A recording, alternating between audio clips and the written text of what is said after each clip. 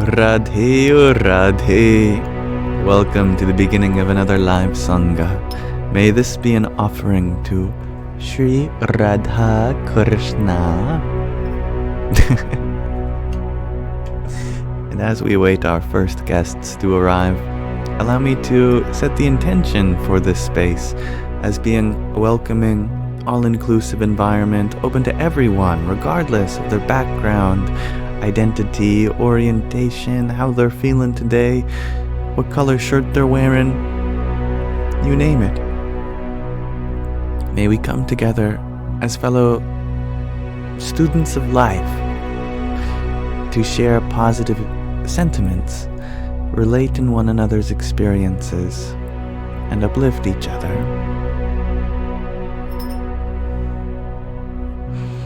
Hello, rain. It is raining over here today, which is quite lovely. I enjoy the rain, and I enjoy your presence here, rain. Hello, Candy. Nice to have you here. Raining over there too, and over there too.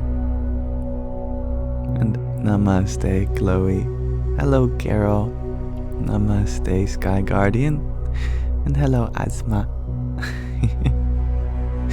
Welcome. I hope you all are doing as well as you can, given whatever may be going on in your life at this time. And even if your answer to that is no, that's okay too. There is no wrong way to be here, now. However your body is feeling, however your emotions are, your mind. It may not be comfortable. It may not be 100% comfortable. And that's okay.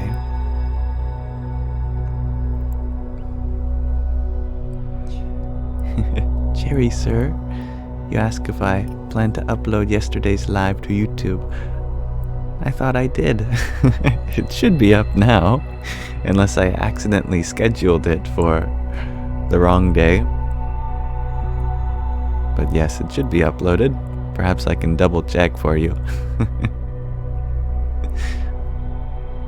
Chloe Evans, you share that you're thinking of making a little space for meditation, like a comfy chair and maybe incense.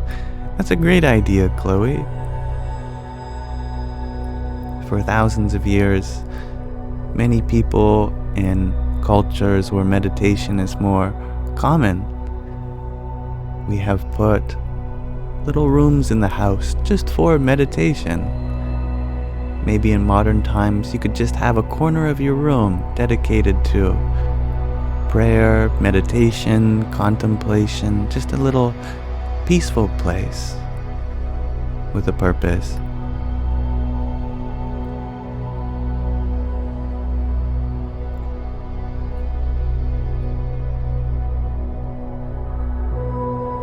And thanks for letting me know, Sky Guardian. It was already live. Good to know.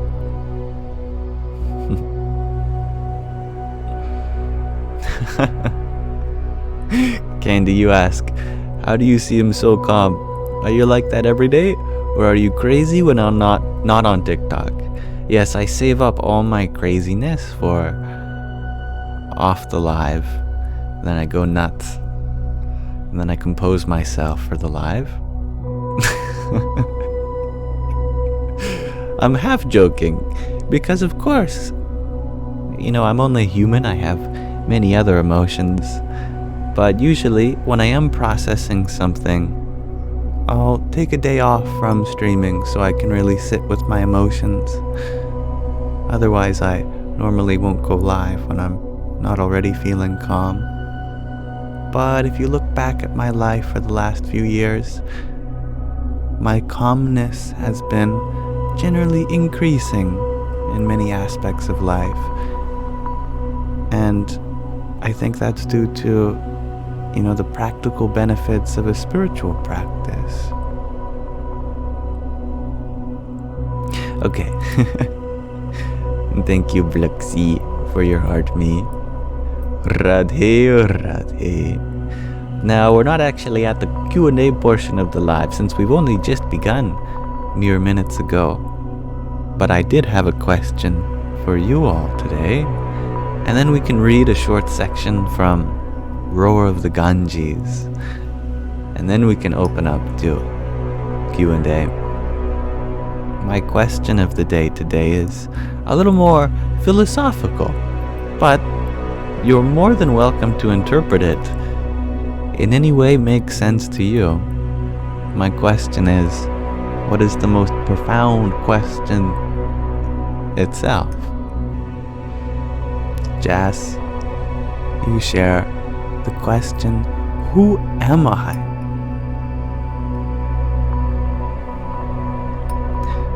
User 819, you say, why?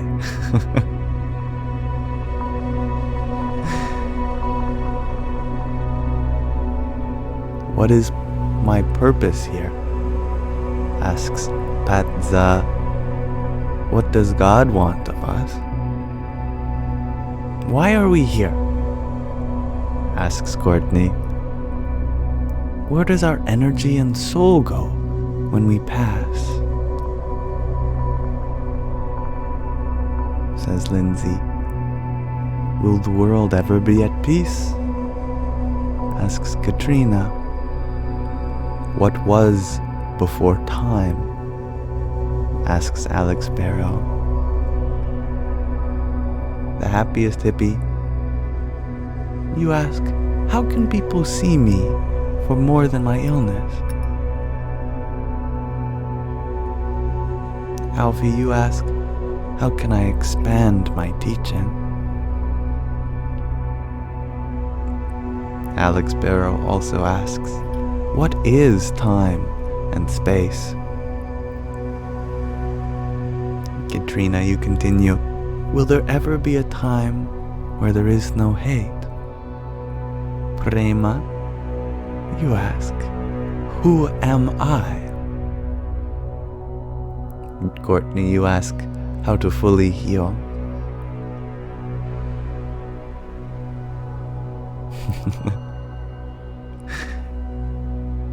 And I like what you have to share, Hadi. The most profound question is the answer itself. Prema, you share that every night as a child you asked your mother, where did everything come from? I love that. Just being Prema's mother, trying to go to sleep, maybe almost there, suddenly you're asked, where did everything come from?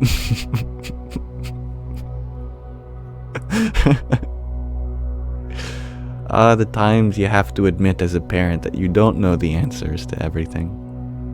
Quite literally, in this case. How do we understand infinity? Asks user 819. Lauren, you ask, or share, what is profound? Indeed. Eric Peterson, you ask, how can we be the many and the one simultaneously? Kyle Rogers, you share that when a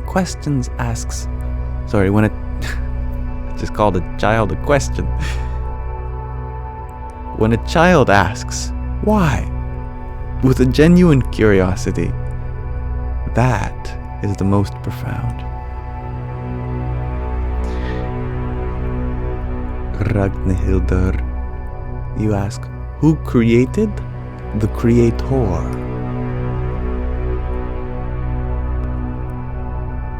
Vasilika, you ask, who puts my thoughts into my own mind? I would like to know that too. Nushi, you ask, do questions really matter? And Claudia Sell, you ask, who made us? God made us. Why? Does the universe have a meaning? Asks Lindsay. And James, you ask, what if we are cells inside a huge brain? Hence why we have jobs. Every cell has their duty. Who is the creator? Asks Zenith. Are cats God? Asks Ellie. Rhetorical question. Just ask the ancient Egyptians. They'll show you their giant sphinx. And what is the sound of one hand clapping? Asks Chloe. I like that. Alright, thank you everyone for attending to my question of the day. I know today's was a little more abstract, but I'm very happy with all of your questions. It's funny how a question can provoke even more questions. And thank you, Noer Valkyrie Gracie, for your donut. Jai Sitaram. Radhe, says the farmer from Colorado. I like that photoelectric effect. And thank you, the happiest hippie, for your finger heart a minute ago. Jai Sitaram. Starfire, you ask, do you know what moksha means? Moksha comes from the ancient Sanskrit root much. When we turn it into a present tense singular noun, it becomes munkchami, which means I release, I liberate. And so liberation means moksha, the release. Hello, Sandy Beans, my lovely orange kitten. Hi. Now, I have a reading for you all. Today we are reading The Roar of the Ganges. This is a wonderful book donated by a devotee of the author, Swami Taratmanandaji. Here, Swamiji recounts his journey in India just before he became a Swami, which means a spiritual renunciant, like a kind of monk. Hello, Mr. Beans. Would you like to say hi to the world? Hi. You're very vocal. You're good at expressing yourself. I love you. You just smacked my pants. Understandable, they don't fit me anymore. My belly has grown.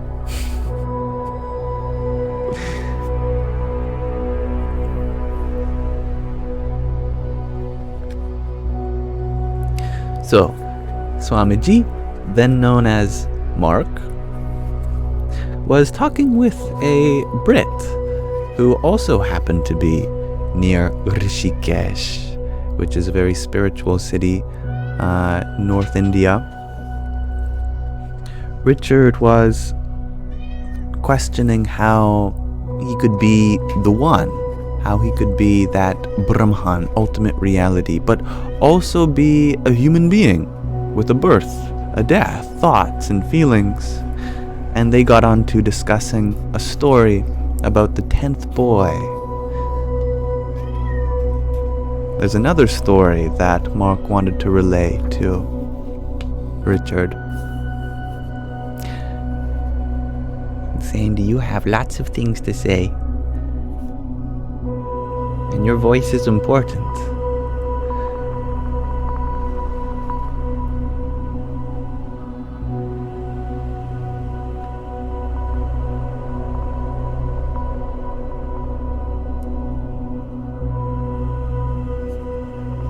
Let's see, where were we on the page?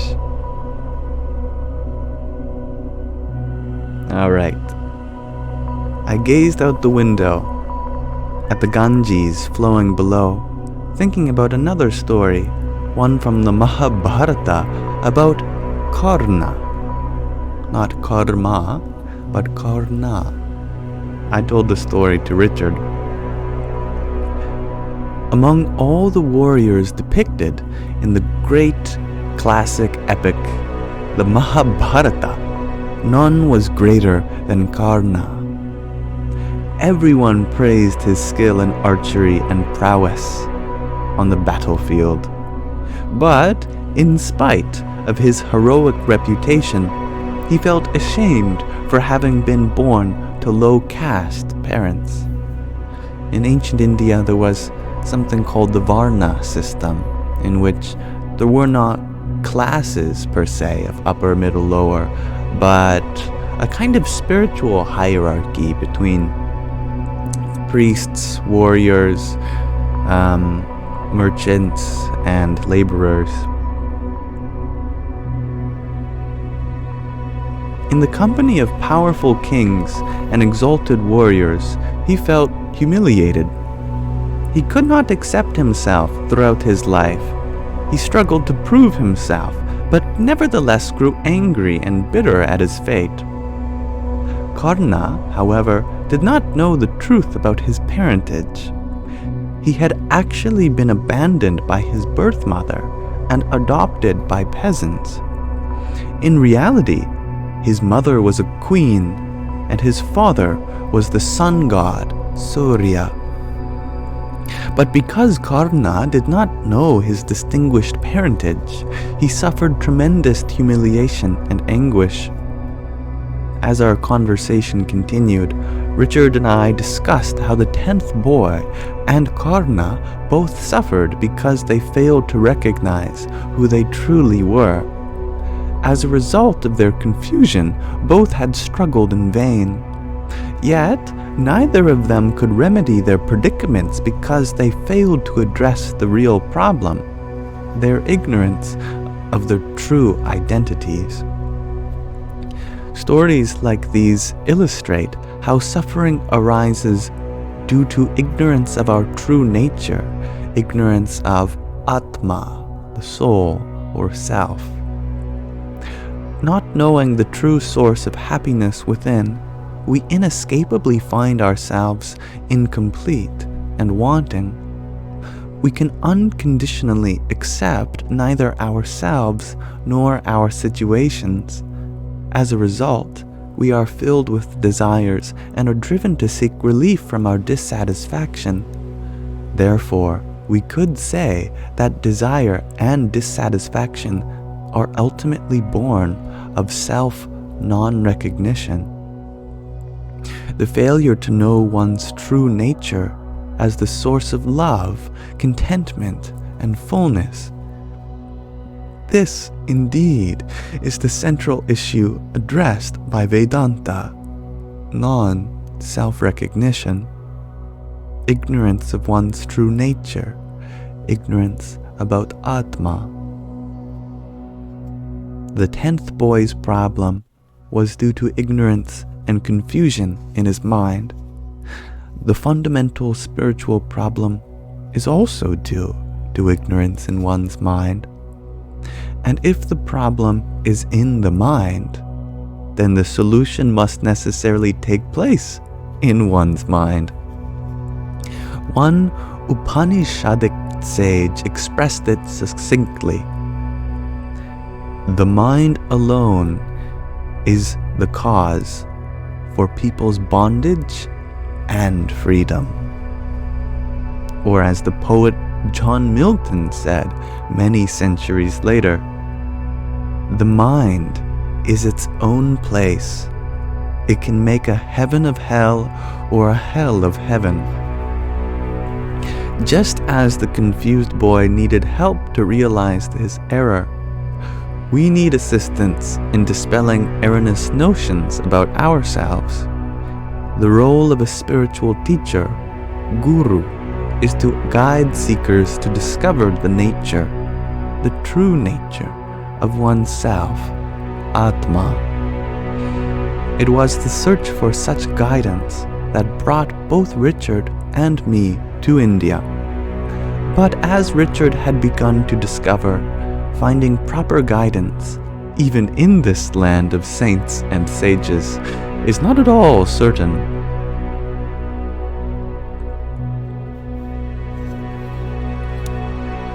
Ooh. There's some Sanskrit on the next page. I am excited to read that. I always get excited when I see Sanskrit. But we'll continue reading later. That's a good place to continue on with our regular format. So thank you for listening with me, everyone.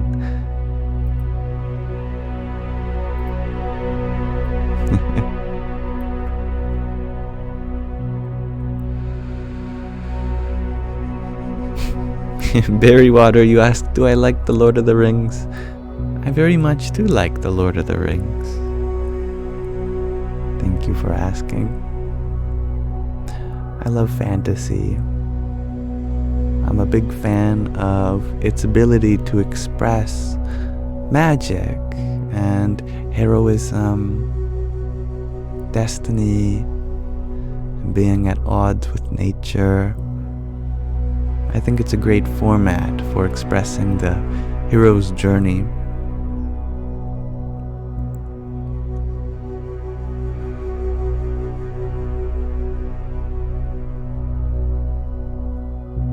And I like that G2 infinity that you mentioned earlier. That philosophy is how the heart speaks. It's wonderful.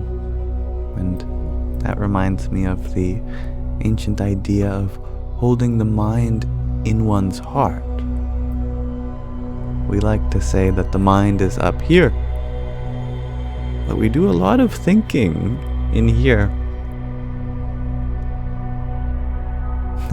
Thank you, Freya, for your heart me. Radhe, Radhe. And thank you, Angie, for your tiny. Yippee! Candy, you ask, what is my destiny? And how old am I? Who is to say what my future contains for me? But I do know that whatever my purpose is, it takes place now, lest I become waiting for a time to be the fullest version of myself. That I can do right now. Where it will lead me, who knows?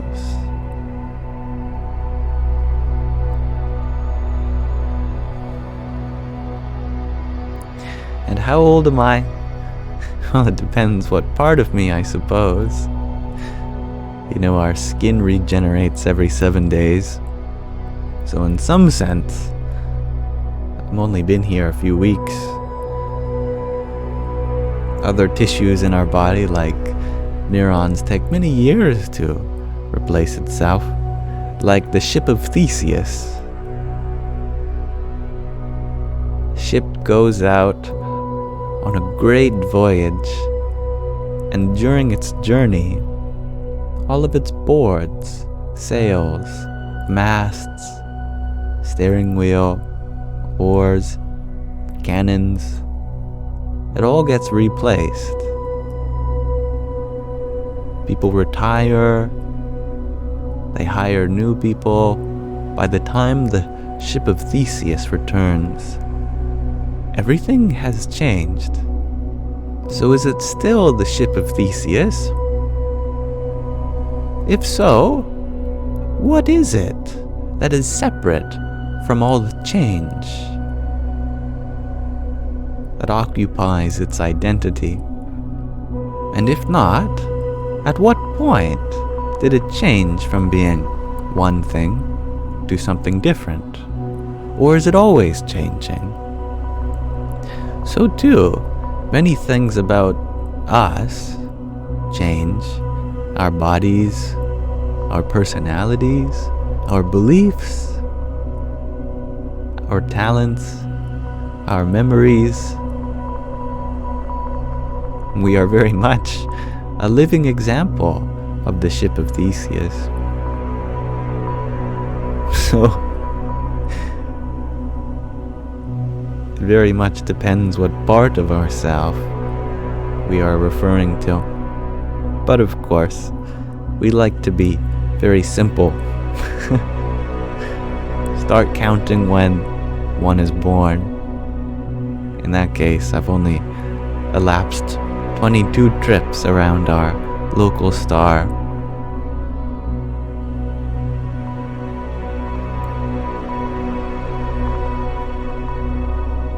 Everybody loves Raven. You ask, why do you suppose we're here?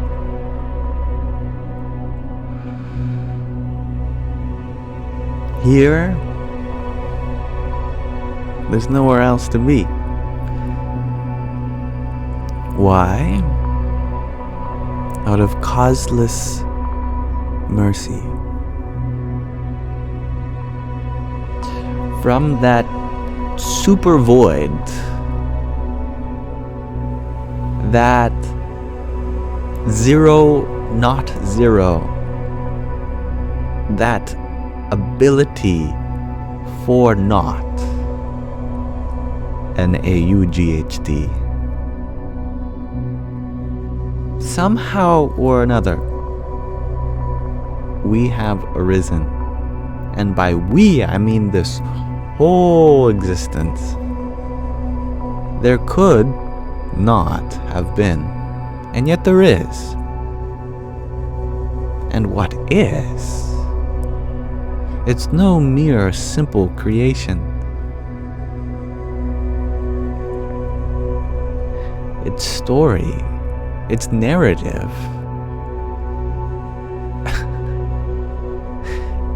You could do a PhD thesis on the evolution of a single cubic inch on this planet.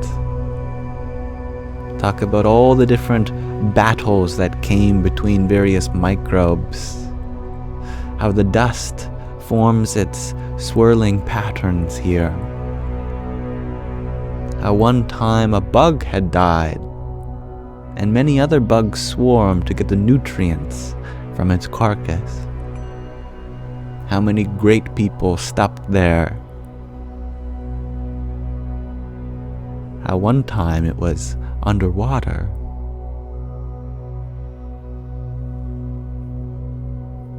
And when we keep zooming out from the quantum all the way to the cosmic, the story just keeps getting bigger and bigger. I don't know why we are here, but I can say that it was out of causeless mercy, infinite grace, that we are part of the miracle of the universe.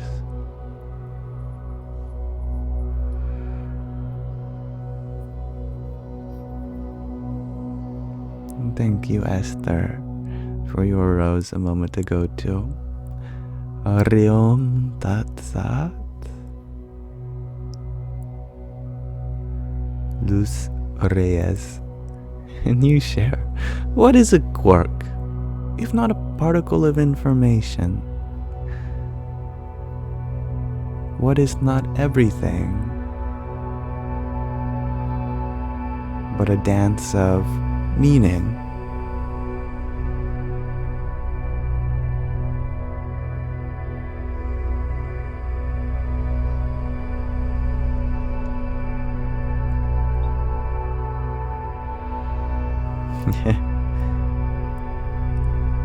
I like your wordplay, Gregor. Miracle? Miracle. I like your wordplay, Gregor.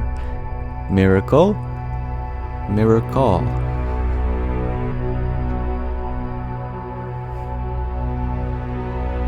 Now it seems my internet disconnected me for a second.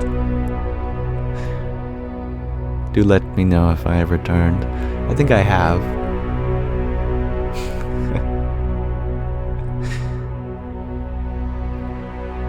Am I back?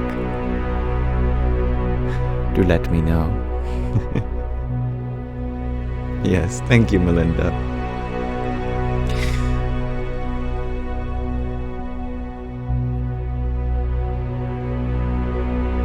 Some say that ineffable source that gave rise to this existence did so out of a demand to witness itself. It could only do so by creating something to reflect its own light upon.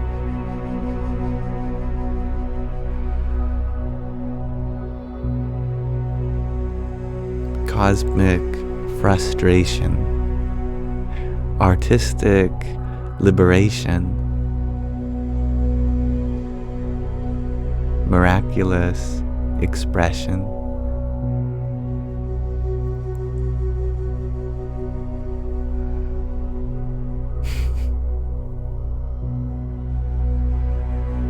Ray, you ask, do we become more silent and less involved in the small talks?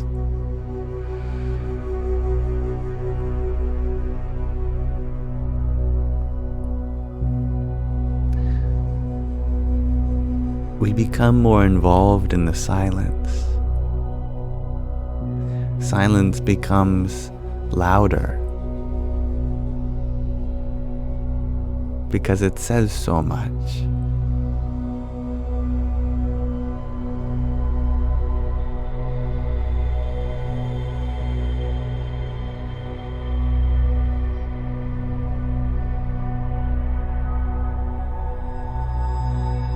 As Lao Tzu wrote in his Tao Te Ching, whether one sees to the core of life or passionately the surface, wonder names them both.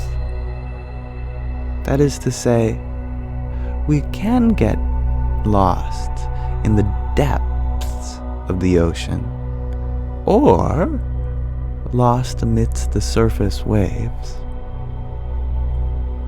Both aspects of life, the deep stuff and the surface level stuff, are equally potent when it comes to expression of life. So we don't become disengaged from surface level things, becoming spiritual. Now you might, for a while, as you disengage to become more aware of the deeper aspects of life. But when you return to the surface too, after a big adventure, then it becomes beautiful too. It's all beautiful.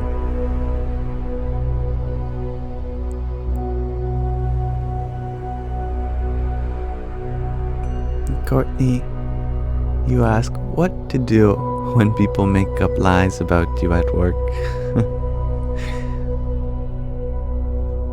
And thank you, Om, for your rose.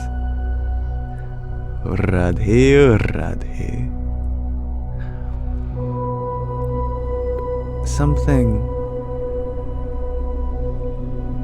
when it comes from another, be it their words, their perception, that is not within our control. You may perform to the best of your abilities, and some may still not see you for who and what you are. We may take that personally as a reflection of who we are, that we could have expressed ourselves better,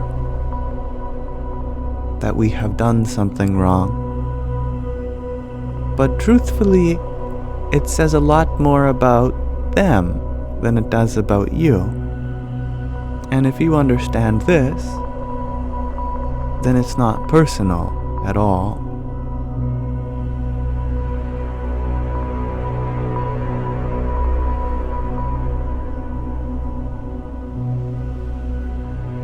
People may be looking for a reaction because they are hurt too. And hurt people, as the saying goes too.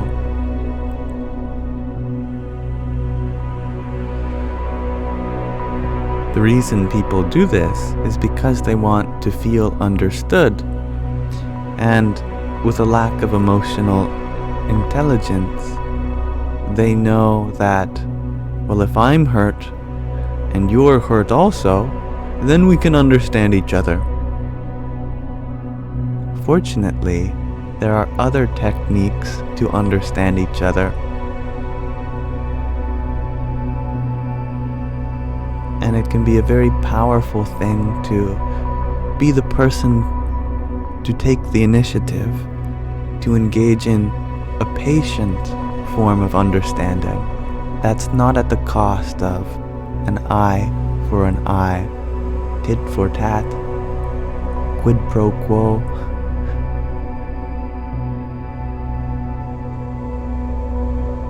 You are welcome to stand up for yourself with direct words, without expectations of having them heard.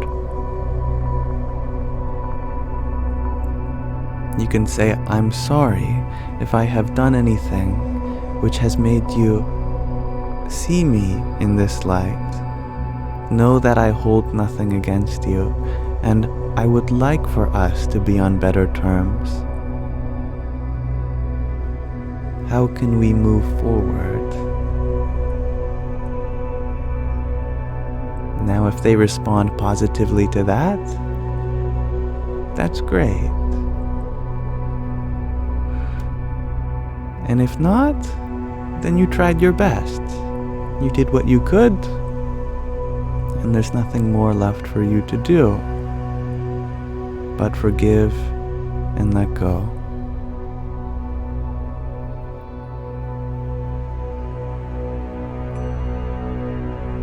And thank you, Surrendered Grace, for your heart me.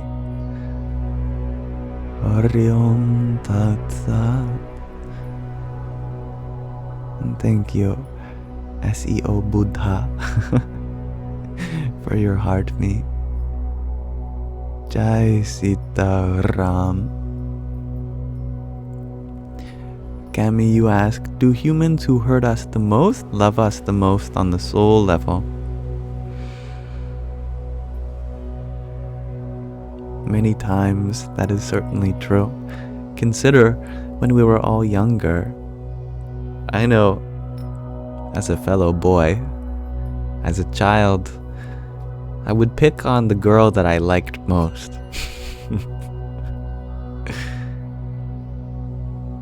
Because I was naive, and I didn't know how to express such intense emotions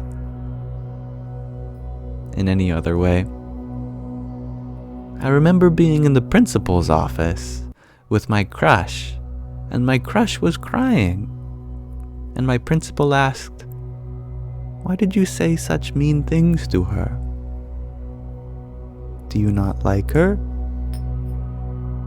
And I said, "I don't know. I actually do really like her, and I want to be her friend."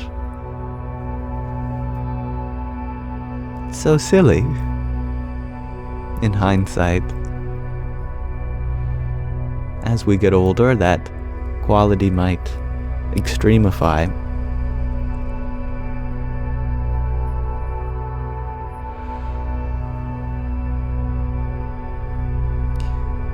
Conversely,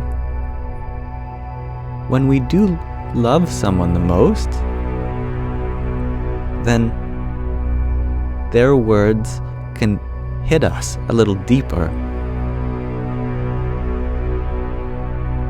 When someone really cares about your perception of them, then even the smallest things can have huge impacts when it comes to how you express yourself to them.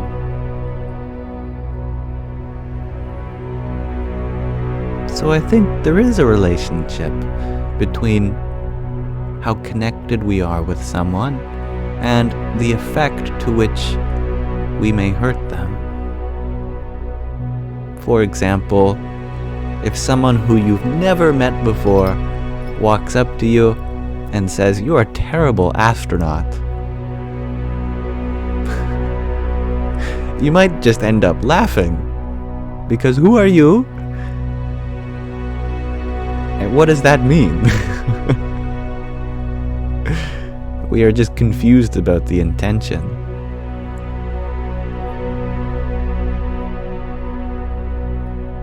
But with people we love, the intention is always so raw, so penetrating, that we have to be a little more careful with our words sometimes.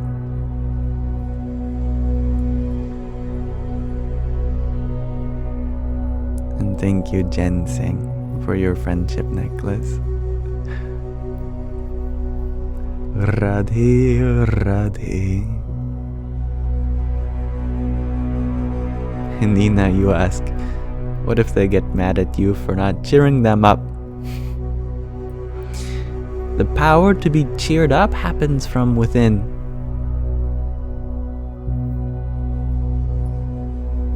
We cannot expect others to cheer us up, nor can we expect ourselves to cheer others up.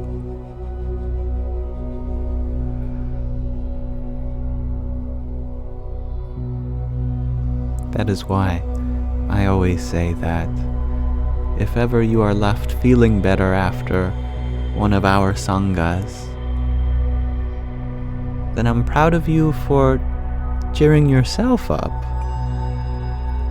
The most I could do is point you to what's within your control, but if you take the initiative on your own, then that's your effort that you've applied, not mine.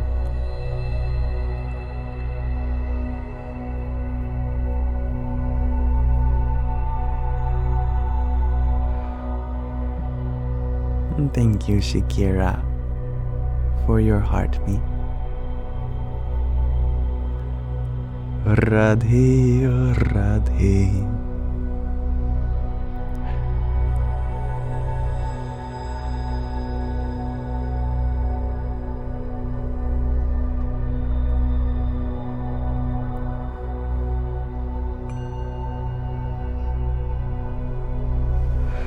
And I appreciate everyone for being very respectful. It's nice to see. Radhe, Radhe Munsa. And thank you, MJ, for your trio of roses. No, sorry, fires. Fire. Agni.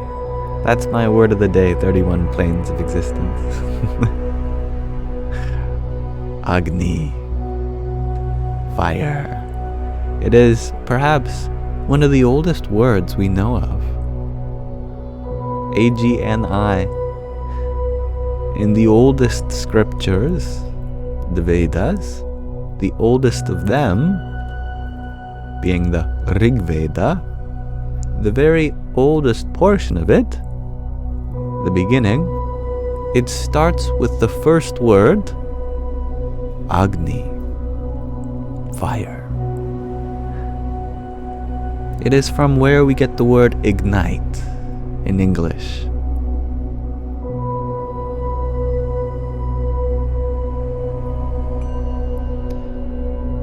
So it is perhaps one of the oldest words, period, fire.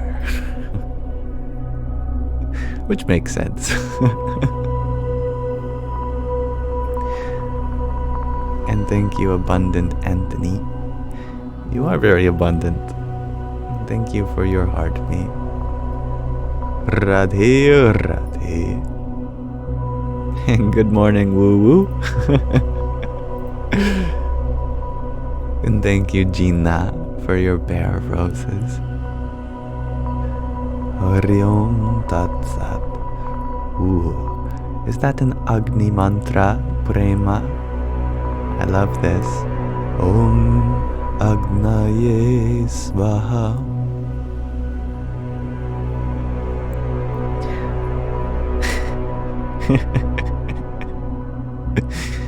Rachel Blackmoon, you say you're like a walking dictionary.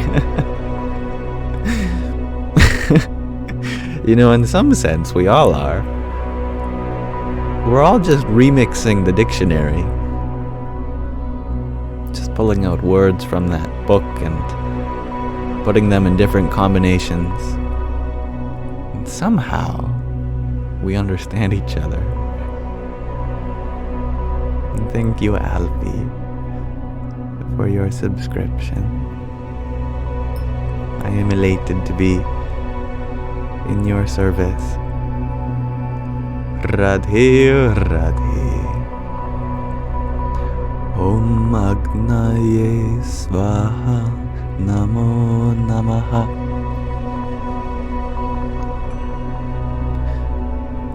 What does the word Svaha mean? Gregor asks to Pema. Agni is fire. Svaha is ash. I like that. And thank you, 31 Planes, for your hanging lights. Hari Om Tat Sat. You light up my life. Have we read from the pocket Pema today? Asks Shakira. No, we haven't. But let us do so for you. Here, I have the cover. It is. Whoop. There we go. There.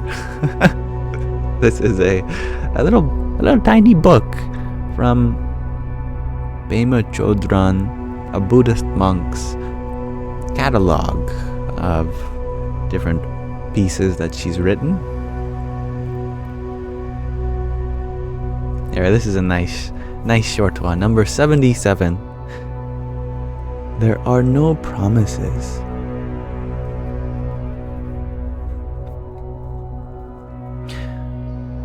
When we are training in the art of peace, we are not given any promises. Promises that because of our noble intentions, everything will be okay. In fact, there are no promises of fruition at all. Instead, we are encouraged to simply look deeply at joy and sorrow, at laughing and crying, at hoping and fearing, at all that lives and dies. We learn that what truly heals is gratitude and tenderness. Wow. Just as we ended that, I think the sun came out for the first time today and lit up my room.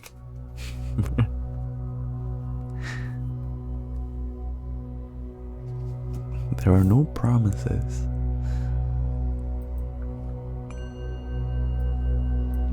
Thank you, Esther, for your rose. Radhe, Radhe.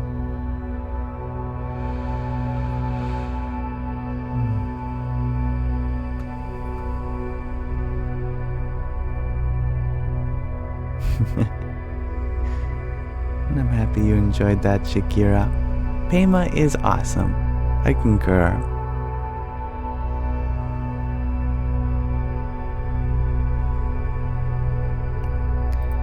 Alright. Let's do some moderation, shall we? Okay.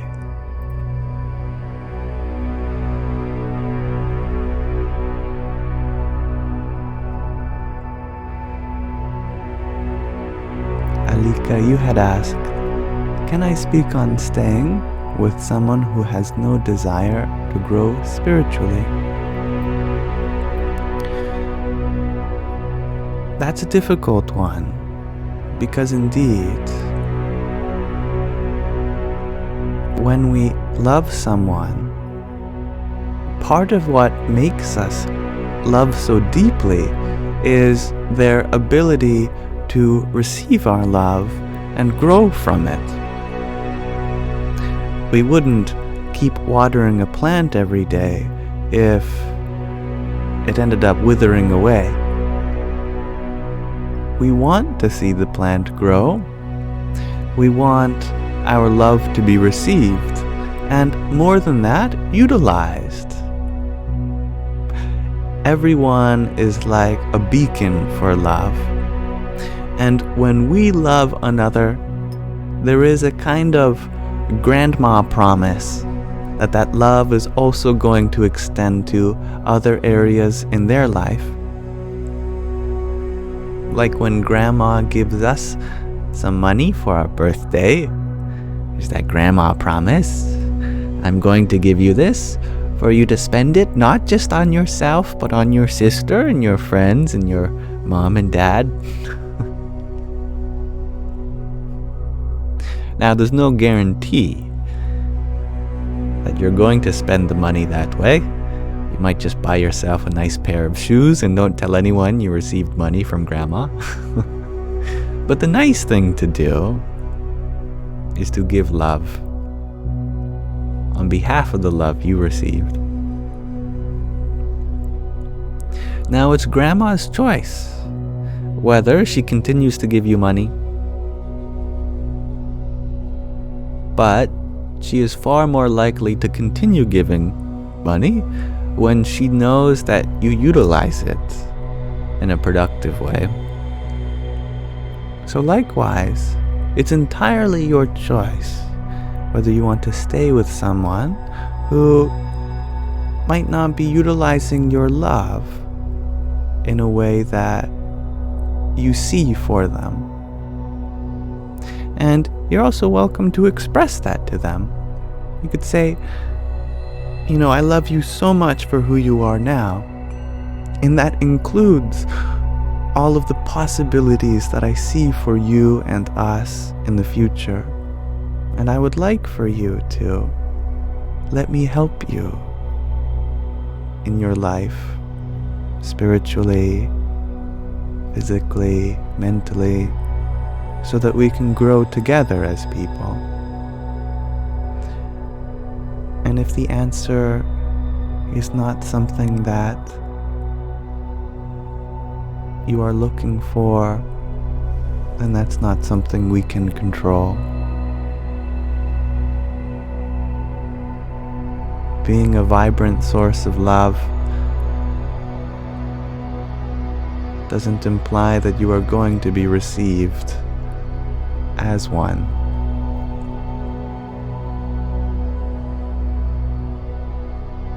But as long as you make yourself available to give that love, then it will reach the right places eventually.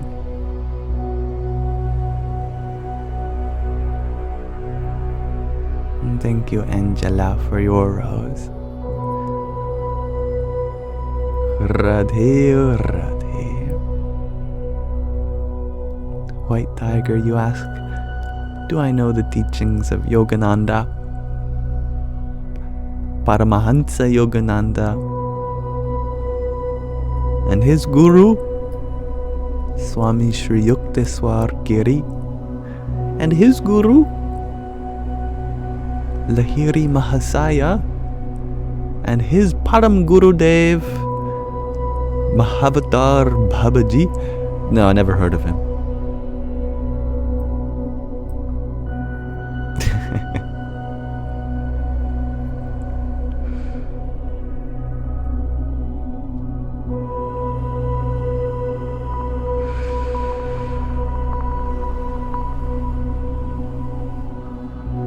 And I love that sentiment you shared a minute ago, Alfie, that we are the same thing, but with different skin on.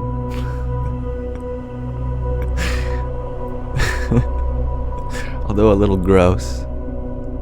It's not like we can take it off. Thank you, Little Wing Nico. Big, squishy love. Back to you, all the way in Scotland.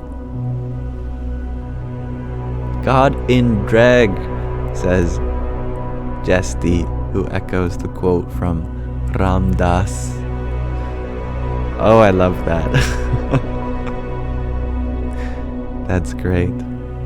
Is it true that William Shakespeare is the one attributed to have coined the word drag, standing for dressed resembling a guy or a gentleman, since his plays used to be performed by men?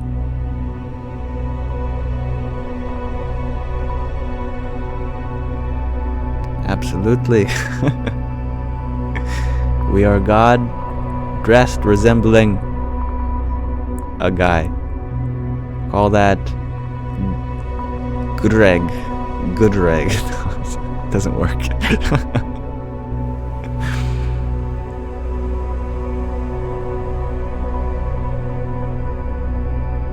Thank you. This is my show for your heart, me. Radhe, Radhe. 31 planes of existence, you asked. How is your emotional winds today? You thought of me today? Letting your fear flow through and by, like I said. I'm happy to hear that. Yeah. I've really been enjoying holding space for myself. It feels good when others hold space for you.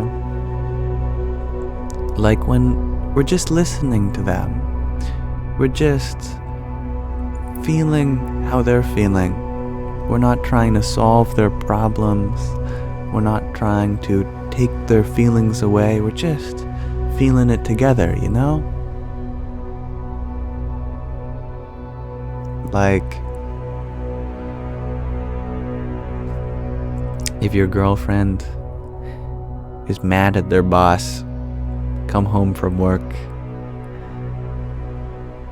and you have nothing against your girlfriend's boss, personally, but you say, yeah, let's be mad at them together. You're angry? I'm gonna be angry with you. I'm gonna hold that space for you. But we can do that with ourselves too, which is interesting.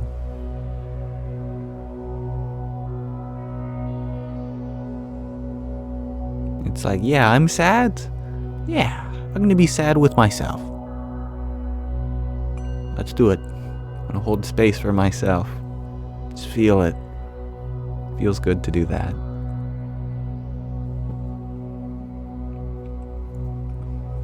Thank you. This is my show for your hands up. Orion Tat Sat.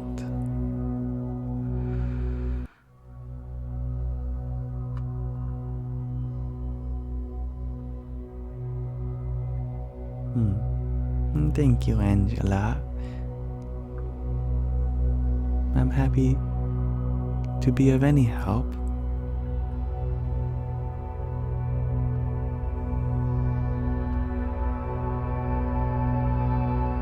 Brebro.mp3.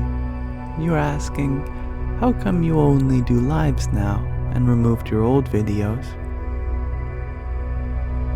Well, you're welcome to check out the frequently asked questions portion of the link tree in my bio. There it explains a lot of information on what went into my decision of removing my videos. But the reason I do predominantly lives now is because it's a much better way to connect with you all. In mathematics, which often comes up in graph traversal algorithms, there's a difference between breadth and depth first searching. Like if you are ever playing a video game that has a skill tree, you might be one of two kinds of players. Breadth first means that you want to get all of the skills at the first layer of the tree, and then you'll move on to unlocking the next layer. But a depth-first player, they want to see how far down a particular branch of the tree they can unlock before they go on to the next branch.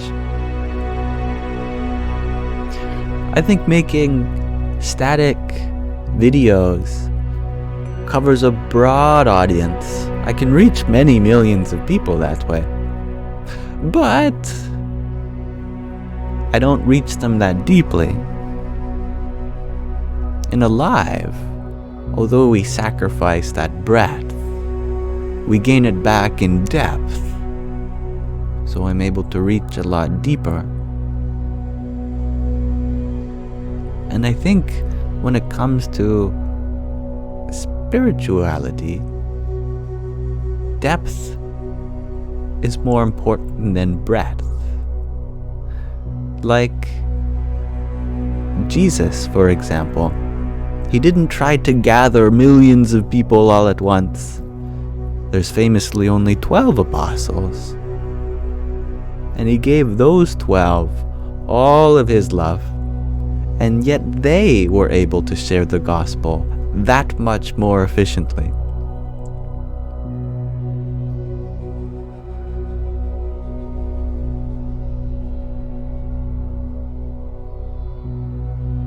Luz Reyes, you share that John is your favorite gospel. And perhaps Van is as well. Speaking of which, or your favorite, maybe John as well. I love John as well. Yeah.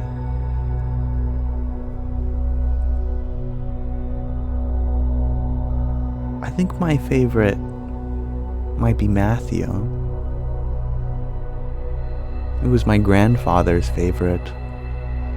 And I recently asked my grandmother, since my grandfather died, I said, why was Matthew his favorite book of the Bible?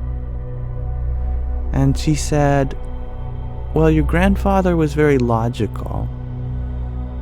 He had a hard time with faith, so he liked the most rational explanations of God. And Matthew was a very logical person. He was a tax collector, an accountant, basically, always adding up numbers, counting up dividends, etc. And in the show The Chosen, Matthew is portrayed as someone who might be seen as autistic today, which is very fascinating. I really like that series, The Chosen, for expressing the apostles as just very human people. Of course, in retrospect, we consider them very holy because, well, they were the apostles of a descension of the divine. They are naturally saints, no doubt. But of course, they weren't all born saints. They had to struggle with their relationship with the source of existence, like everyone. So it's not so surprising that some of them probably were neurodivergent, just as many people are today.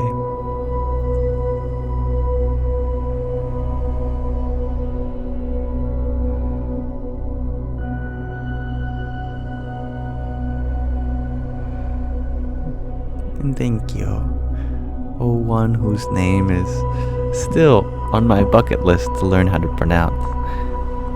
But I'm pretty sure it ends in eyes, since you have a very fascinating script of your username. Thank you, Mr. Eyes, for your heart me. Radhe, Radhe. And thank you, Inevitable, for your quintet of roses. Mr. Moon Eyes.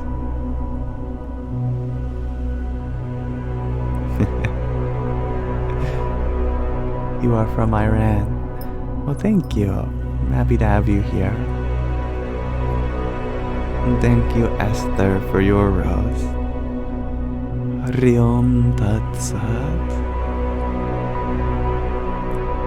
And thank you, Michael Peck, for your rose.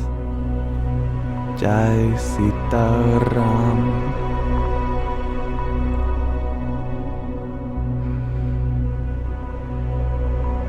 The Ashen Chevalier. You ask, what do you think about neurodivergence? And Gregor, you also are wondering if we could touch on how the neurodivergent were considered more spiritual in India. It may not be as true today, but certainly in more ancient times. It's funny, we do know as a modern society that it seems like the number of people getting diagnosed with various conditions on the many neurodivergent spectrums is increasing. And it can partially be explained by the fact that we're more aware of it as a culture.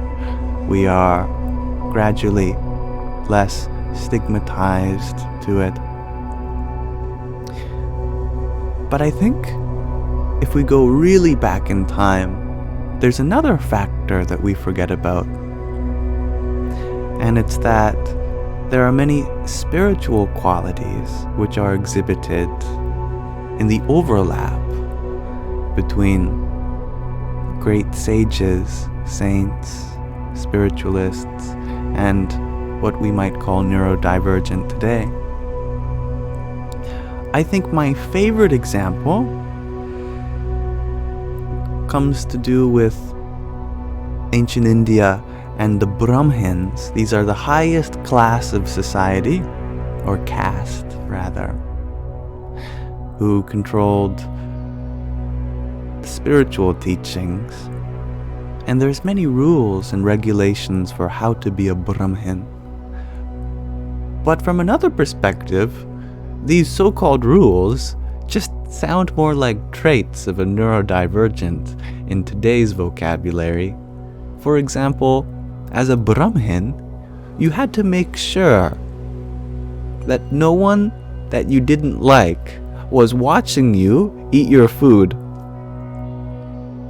And I thought this was funny because my sister does that. Whenever she's having a hard day, someone she doesn't like is watching her while she eats her food, she says, "Don't look at me." Don't look at me. She's been doing that ever since she was young. And when I read about the Brahmins doing this too, I thought, I wonder if there's a spiritual reason. And indeed, the reason is that as we are eating our food, the intention that we have while absorbing what is to become our body converts food into our flesh and bones, blood, etc. It's important that we stay happy while we eat, because our mind can play a huge role on the digestive process. Haven't you ever been really anxious and tried to eat? You might become nauseous. Many times I've thrown up just from being anxious. Had nothing to do with the food that I put in my body, but everything to do with the feelings I kept in my mind. So there is a kind of karmic transaction that happens while you eat food, depending on where you are, who's with you. So the Brahmins make sure to eat in private. They make sure to have food that isn't too spicy, too hot, or too cold. The food must be prepared in a certain way. People must address them in a certain way. In retrospect, it may sound like, wow, why are people doing all these things for them? But from another perspective, well, that's exactly how we would treat the neurodivergent in today's society if we respected all of their needs boundaries, etc.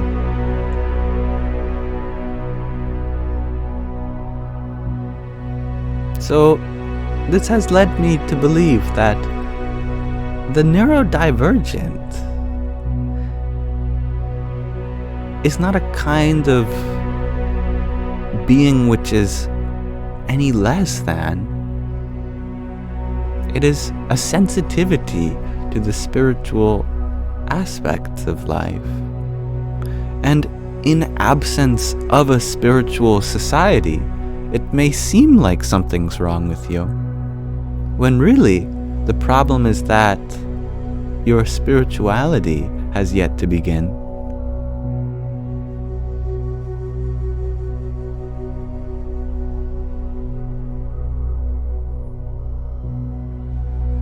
And the Ashen Chevalier, you ask, can someone neurodivergent become neurotypical? Is that the right way to think? People go from neurotypical to neurodivergent because you can only increase your sensitivity to life. Some neurodivergents try to nullify or dull their sensitivity through self-medication, such as drinking alcohol, so common in our society. We want to hide ourselves from our own feelings because we're so sensitive to them that we drown them out with loud music, intoxicating substances, and a distracting lifestyle. I believe that everyone is sensitive to life. The neurodivergent are just those that aren't trying to run away from their own sensitivity. They have come to see it as part of themselves that shouldn't be hidden.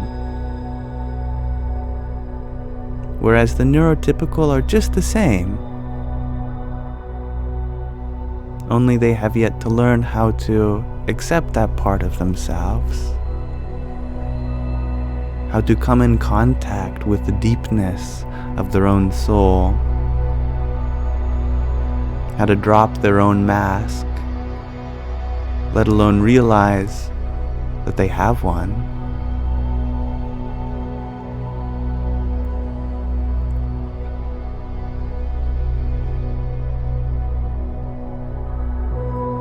And thank you, neighbor lady, for your heart me a few minutes ago. Radhe Radhe. And thank you, Ward Jason, for your heart me. Hari Om Tat Sat. And Tan Hao Yu, thank you for your heart me. Jai Sita Ram. And Inevitable. Such a great name you have. It makes me happy to say your name. Thank you for your rose. Hari Om Tat Sat.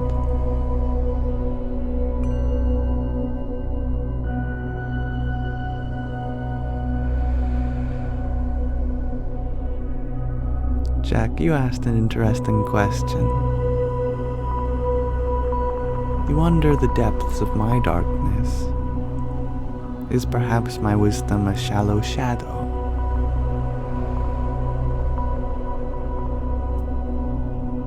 There are many dark sides of me, absolutely. And just as psychologists today understand what we literally call as the shadow, includes the parts of ourself that we refuse to accept. Our capacity to be human involves a lot more than love and kindness, but anger, hatred, these are also parts of ourself. And when we repress them, we end up projecting them onto others. So it is important to accept the full spectrum of humanity, from your good side all the way to your dark side.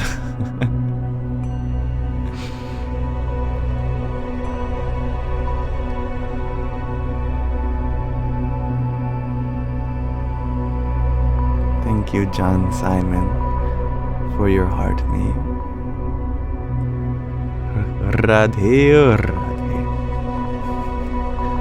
And thank you, Sai Haiki, for your quartet of roses.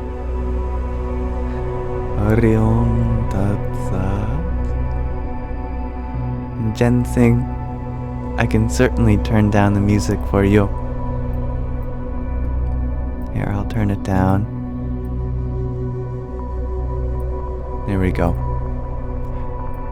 Several percentage points. Thank you for letting me know. And thank you, Kikajo, for your 7-finger hearts. Hari Om Tat Sat.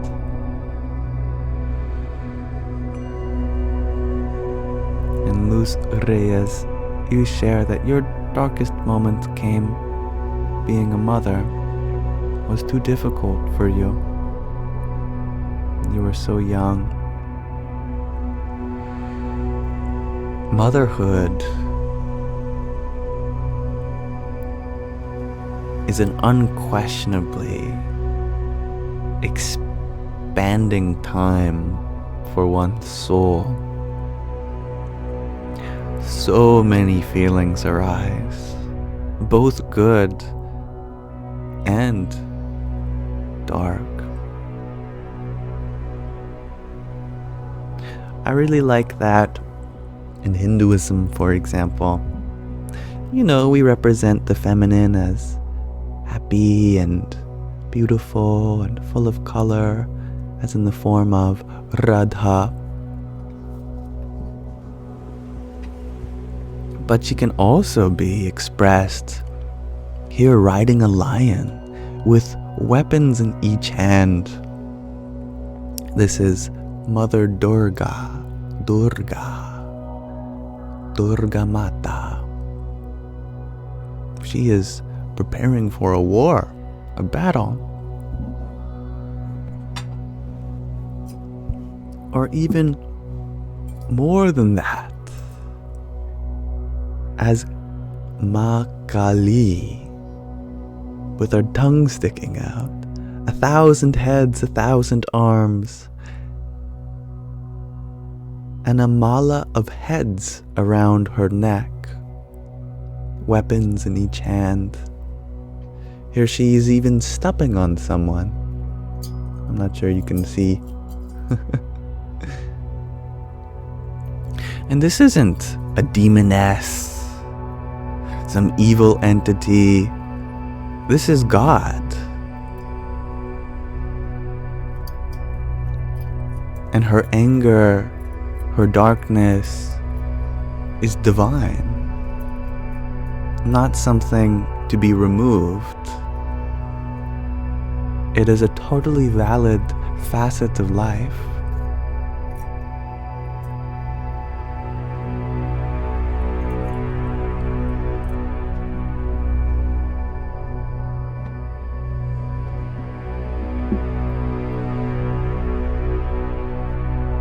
Thank you, the Ashen Chevalier, for your 111 roses.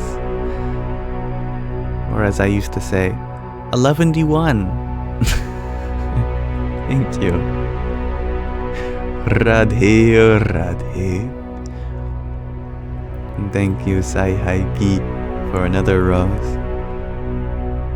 Jai Sitaram.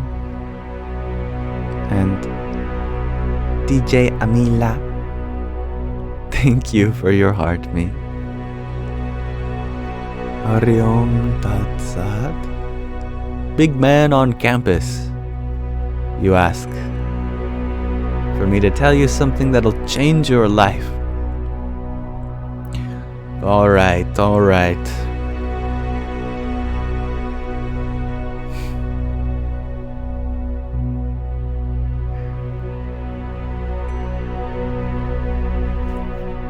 We'll let Krishna do the talking. Big man on campus wants something to change his life.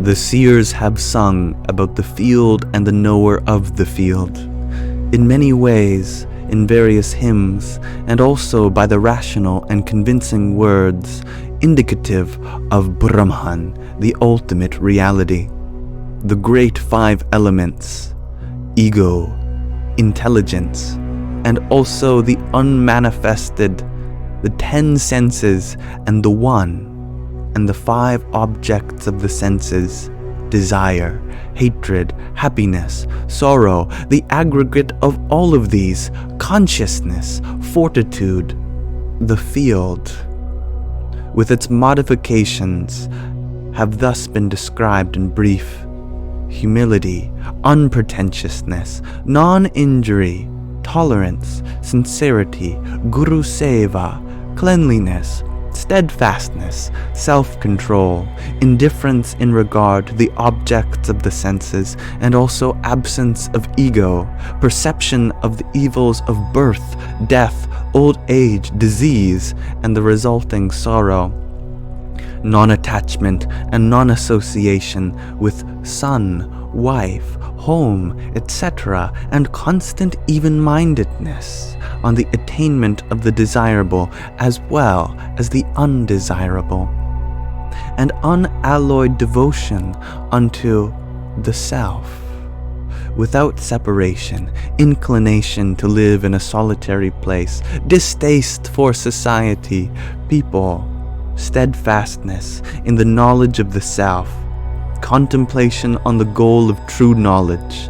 All this is declared to be knowledge, and all that is other than this is ignorance. I will now speak of that which should be known, and knowing which one attains immortality, that beginningless supreme Brahman called neither being nor non-being, that which has hands and feet everywhere, has eyes, heads, and mouths everywhere, has ears everywhere, and exists in the world enveloping everything, shining through the functions of all the senses, yet devoid of senses, unattached, yet verily the maintainer of all, without material attributes, yet the experiencer of those attributes, existing outside and inside all beings, the unmoving and the moving, that which is unknowable due to being very subtle, that is near and also far, and though actually undivided, that supreme soul, as if divided in all of us beings, that maintainer of all beings, should also be understood to be the devourer and originator of everything and everyone. That is the light, even of the lights. That is said to be beyond darkness. That is the knowledge, the object of knowledge, to be reached by knowledge, that is seated in the hearts of all. Alright. A good excerpt from a 5,160-year-old song called the Bhagavad Gita, the Divine Song. Translated into English, of course. What's that chapter for? No, I'm not sure what chapter that is. I think it's the chapter on the distinction between the field and the knower of the field. I am sure in the table of contents, I can pull it up.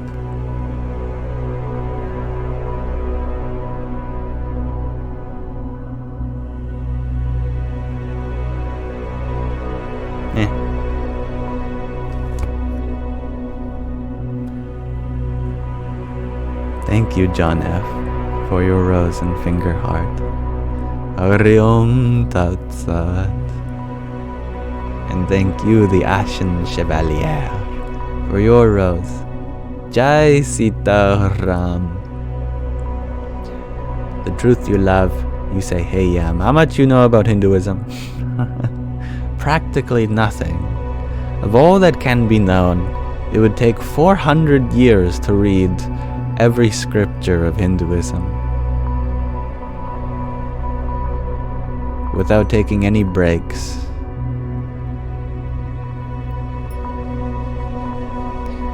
And thank you, the inevitable, for your trio of roses yet again.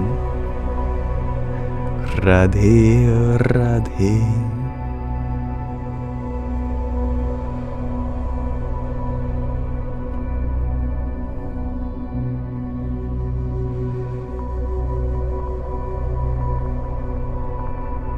The Ashen Chevalier, you ask, what do you understand of Brahman?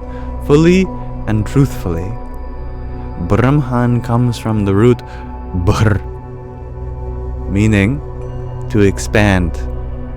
The Brahman is therefore that which is all expansive, the omnipresent.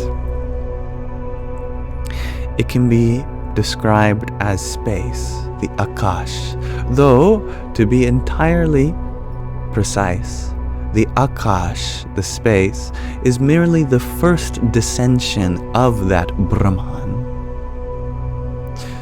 So being the closest thing we can come to understand with our material senses, it is a good metaphor for that Brahman, but it by itself is still not the ultimate reality.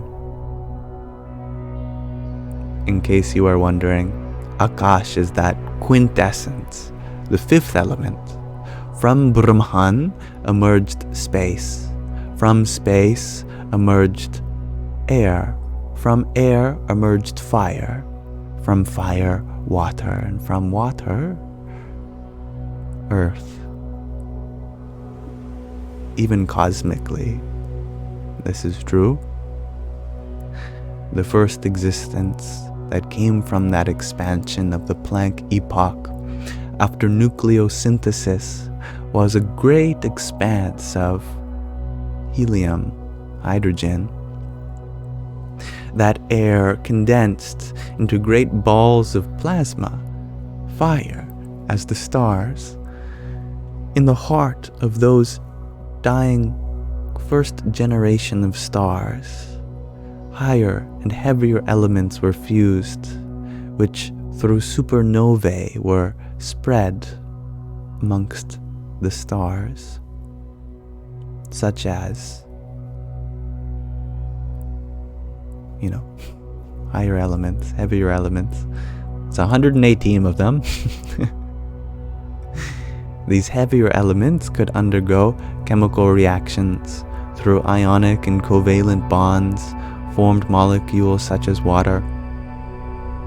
And from the coalition of all these molecules formed the first planets, the solid bodies, like the Earth. But the originator of all that, the primordial cause that is Brahman, the ultimate reality, cannot be known by the five senses, because the five senses operate within all that which has emerged from the Brahman. However, because everything in this existence has emerged from that source, the non-existence, we can have hints towards its nature through everything and everyone. Hence, this kind of perception of Brahman is known as the Saguna Brahman.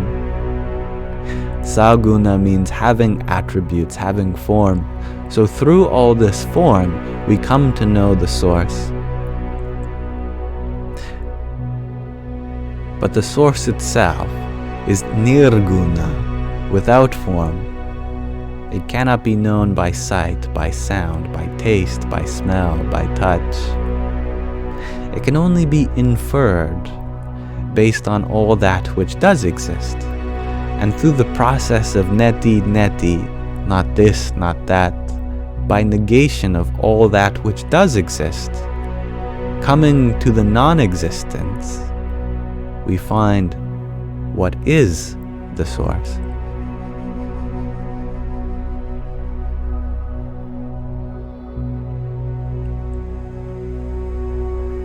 And thank you, Eric, for your 20 roses. Radhe, Radhe. And thank you, the Ashen Chevalier, for another rose. Jai Sita Ram. And the truth you love, you say, hey, I just want to know how you know Kali statues when you show us. You said this is not evil. How do you know? Because the divine feminine is not evil. We know this because of the way it is.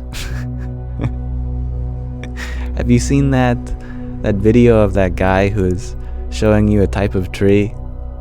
He said, this is a certain kind of tree, and we know that because of the way it is. Likewise, femininity, by definition, is the Shakti of the Shaktiman, whereas the source we call the Shaktiman, the potential, the energetic, the Shakti, the potency, the energy which sprouts from that source, is the feminine principle. She is just as loving, just as omniscient, omnipotent, as above, so below. She is Mother Nature, and she does have her dark side, that's for sure. Badness happens, negativity, cruelty, what you might call evil, not in the expression of darkness, but in the resistance to it. If we do not accept our dark side, that's when, through the rejection and projection, we cause harm to others in the conflict we have with our own self. So Kali is necessarily not evil because she is a vibrant expression of life in all of her darkness too. To reject her is to repress an aspect that exists within everyone, our capacity for all these things that we do not wish to accept about ourselves. They make us human just as everything else does.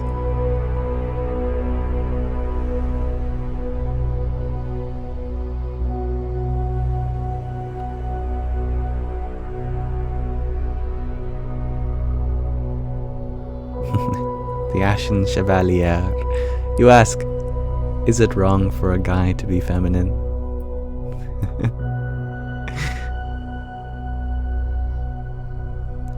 If men didn't have the capacity to be feminine, they wouldn't wake up in the morning. Femininity is your ability to be compelled into self-expression. If you had no femininity, you would continue sleeping. I have nothing to do, nothing to express, nothing to love. All of those traits are part of the feminine. And if a girl didn't have any capacity to be masculine, then she would never sleep. There is no point in rest. I must always be self-expressing. No point in being quiet. I shall be loud forever and always.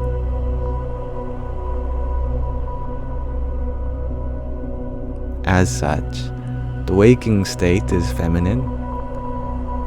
The sleeping state is masculine. And the dream is the balance of both.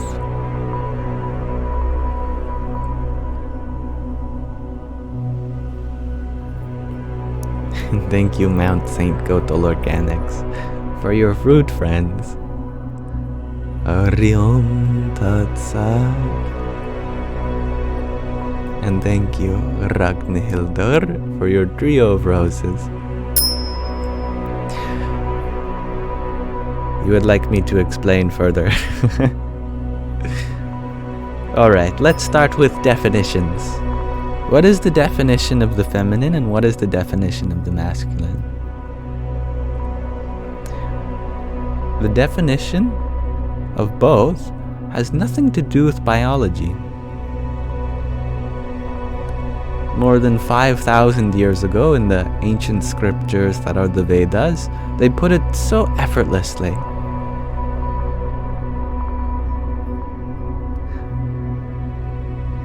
Feminine means self-expressing. Masculine means self-resolving. It has to do with the flow of one's awareness. Does it flow outward or inward? When one is engaged in song and dance, in love and nurturing, then our energies, they pour outward. So we are feminine. When we are retracting our energies, when we are engaged in contemplation, discipline, in rest, in stillness, silence, solitude, we bring our energies within. That is the masculine.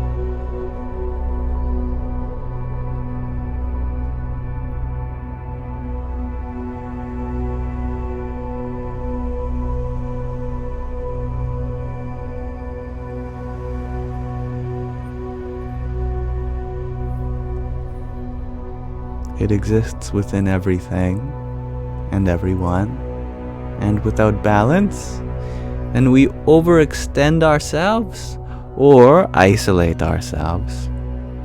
And too much of either, it's an imbalance.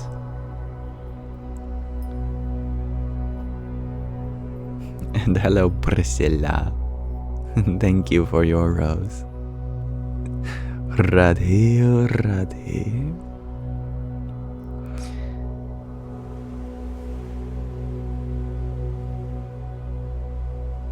And the Ashen Chevalier.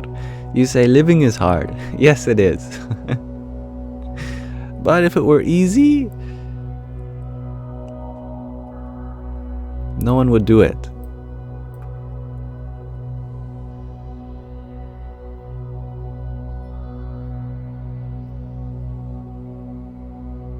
Valkama, you ask, where did you study all this? Well, where did you study to come to understand that you are conscious? That someone had to tell you, hey, you exist. Oh, yeah, I never thought about that before.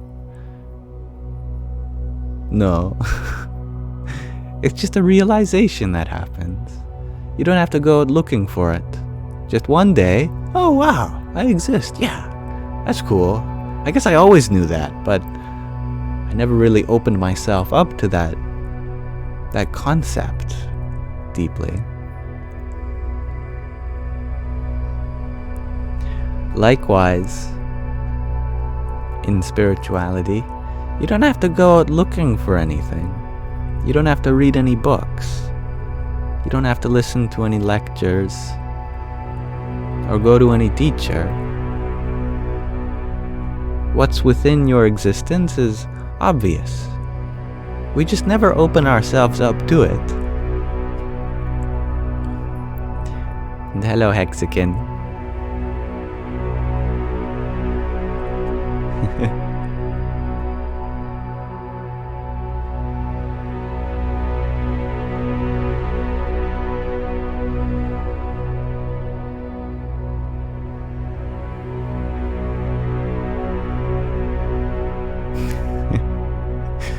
Chloe, you had shared that you want to go to bed, but you love watching this. Well, don't let me keep you from sleeping. You certainly won't miss anything that you are required to know. because all the knowledge is within you. And you might end up learning a lot more in your dreams anyway.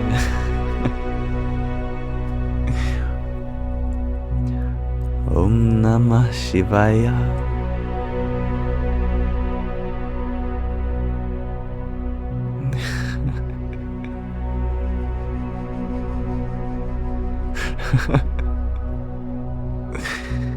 The Ashen Chevalier. You say, Yam, who are you? I know I'm you. Well, you answered your own question then.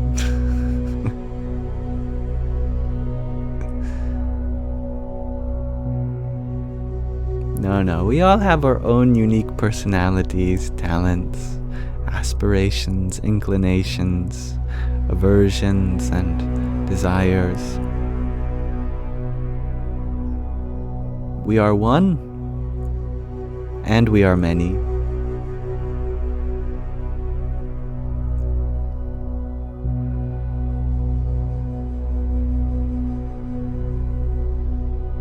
Jack Sparrow, you ask, how old is the universe according to Buddhism?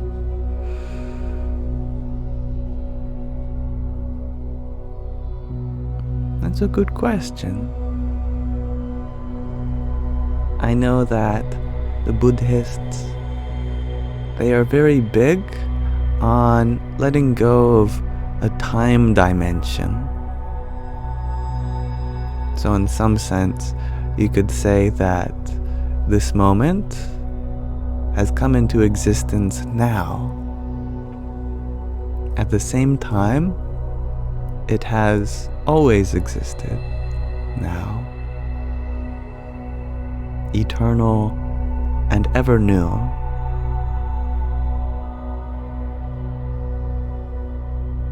There is a local chronology of things happening, but no global chronology.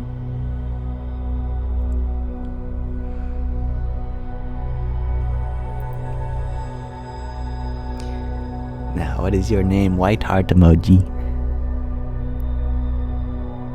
J Lice. You ask, Yam, how to deal with heartbreak? It is Sherry. Alright, Sherry, you ask how to deal with heartbreak. You let yourself feel those emotions. Hold space for yourself. Honor that love by being there for yourself.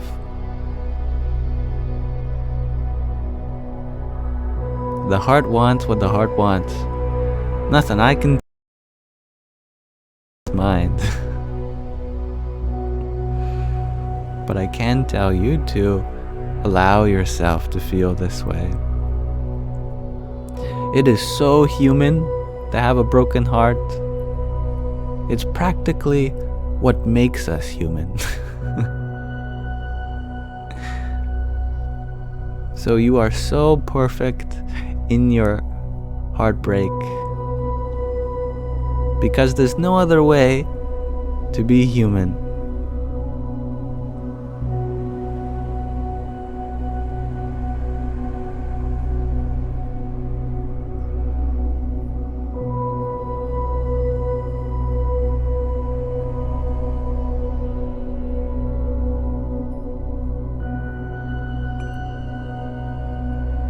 Thank you, Bobby Sue, for your heart, me, and team bracelet, and cheer you up. Radhe, Radhe. The Ashen Chevalier, and thank you for your 7 roses. You ask, what if you feel so strongly for someone that you know cannot be yours? That can be a beautiful thing too. There was a great saint in India. I shall give you some context. Instead of there being like an altar or a podium at the center where a priest speaks, it's not centralized like that. Instead, they let the deities speak, and so there's many statues there. People just listen to the silence of the statues. And every day or every week, depending on when the temple doors open, they get what's called darshan, a spiritual seeing of the gods and goddesses. And so many people rush to be at the front, to be there in front of all that divinity.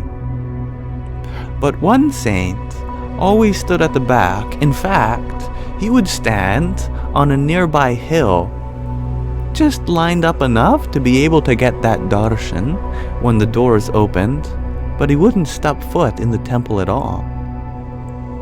And people asked, "You are a pious, spiritual seeker. You know, if you just asked, we would gladly bring you to the front. We know how much you love your Ishta Devata, your personal form of God. Why don't you just go closer?" He said, "Closer is a funny word that you choose to describe my situation, because I am much more closer to God in my longing to see Him than in my egoity of feeling close physically. It makes the appearance that much more meaningful from a distance, so that inwardly I am one. Likewise, I say that with someone you love, sometimes loving them from a distance can be even more powerful of an experience."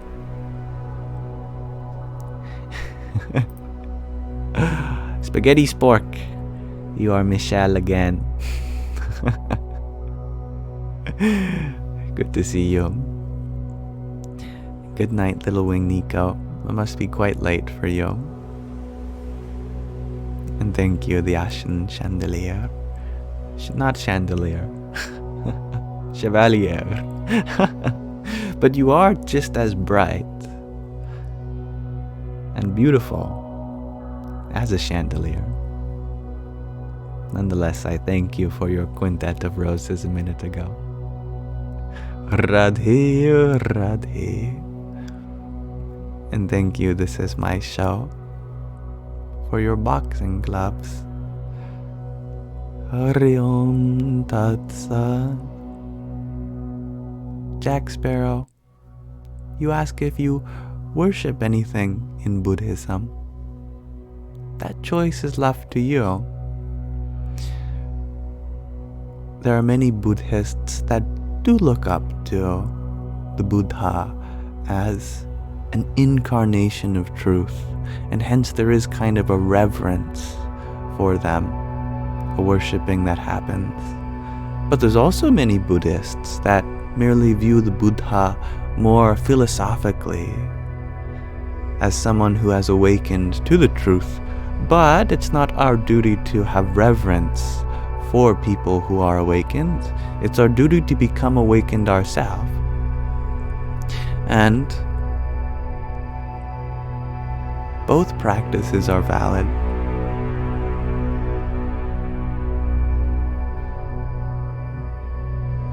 And thank you, Abogado, for your heart me. Hari Om Tat Sat. And Audrey D, thank you for your dozen roses. Jai Sitaram. BLXY, you share that you're starting a new job tomorrow in a garden center, and you can't wait to work with the most natural thing. That's lovely. And I'm very excited for you. A garden center sounds like a very peaceful place to work. Congratulations. Rhino, you share that you want to have a relationship with yourself. And that's a beautiful way to put it. Yeah. We forget that we can have a relationship with ourselves. That it's not just us and we are who we are. There is a kind of kindness that you can give yourself.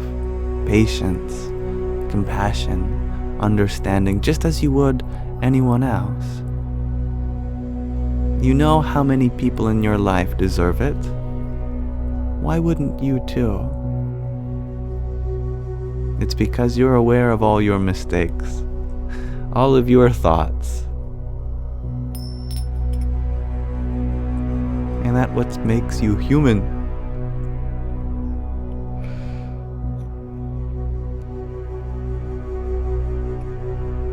And thank you, Masa, for your trio of roses. Radhe, Radhe. The truth you love, you ask, hey Yam, how do you remember these chants, but also know how to pronounce? Naturally, they rub off on me over time. These chants are very common to a spiritual seeker interested in Sanskrit. And eventually, Sanskrit begins to rub off on you.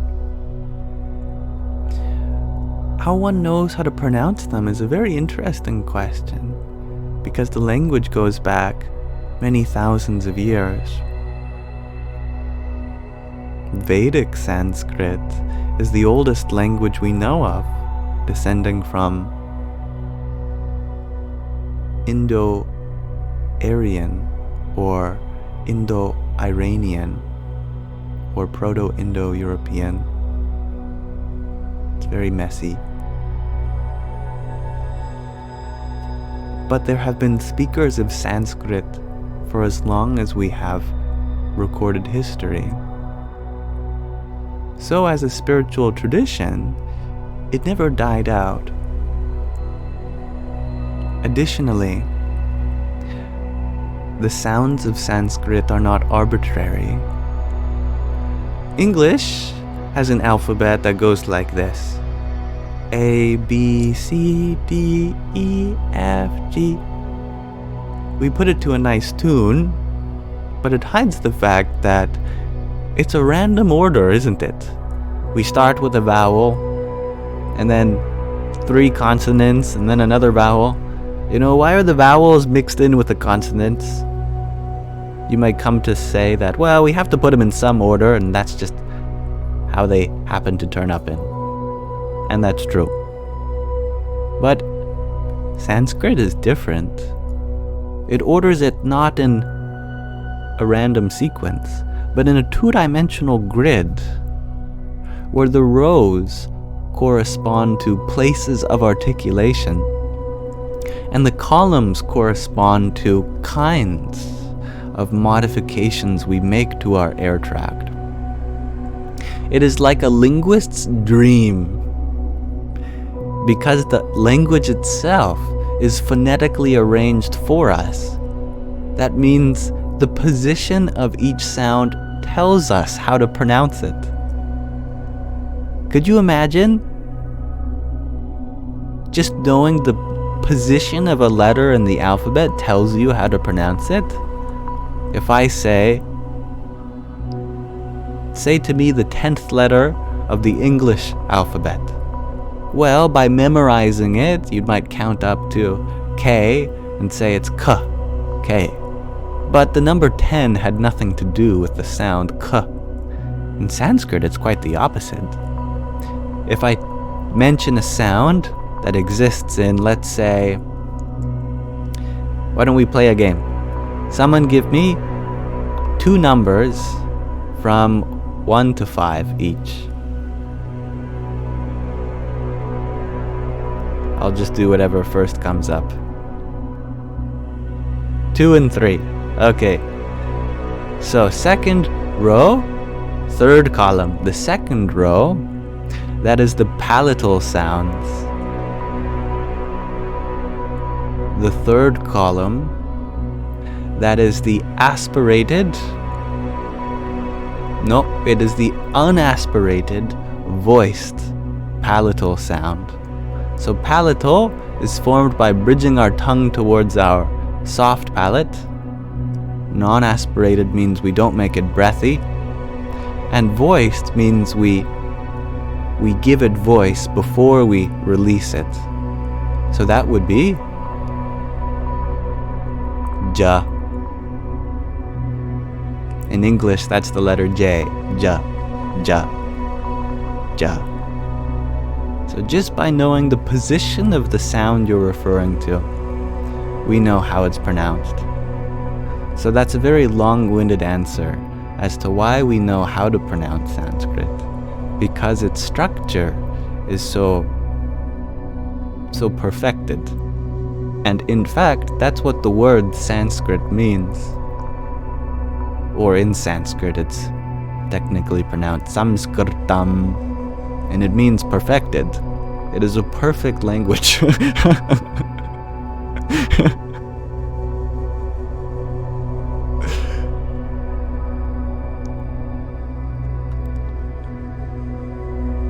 Good night, Gina. Your finger is in pain from tapping on your screen this whole time. My goodness. Are you responsible for the 29,800 likes? You must have been tapping a lot. Although I'm sure you've had help. Yes, do rest your mind and your finger. And user 227, you ask, from Monday? Do the streams start earlier? You're watching this at 4 in the morning. Yes, the last week of the month we dedicate to earlier times for our earlier viewers. From the, I guess, the 24th. How many days are there in April? 30 or 31? Depends if we start on the 24th or 25th. 30? Then on the 24th, that'll be the first day in which we do earlier times. As I was saying yesterday, I'm still learning my months.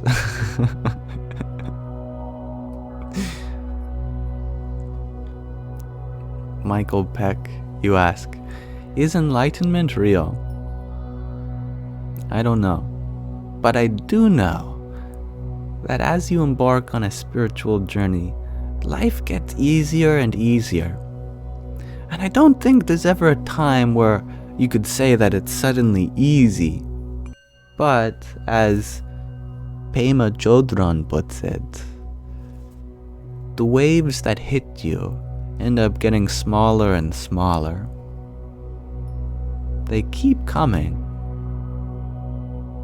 But the intensity to which we suffer becomes more manageable and manageable. User 227, you say, I disagree. Room for what we can know.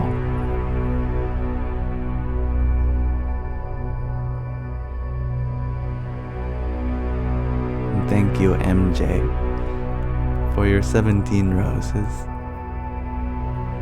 Radhe, Radhe.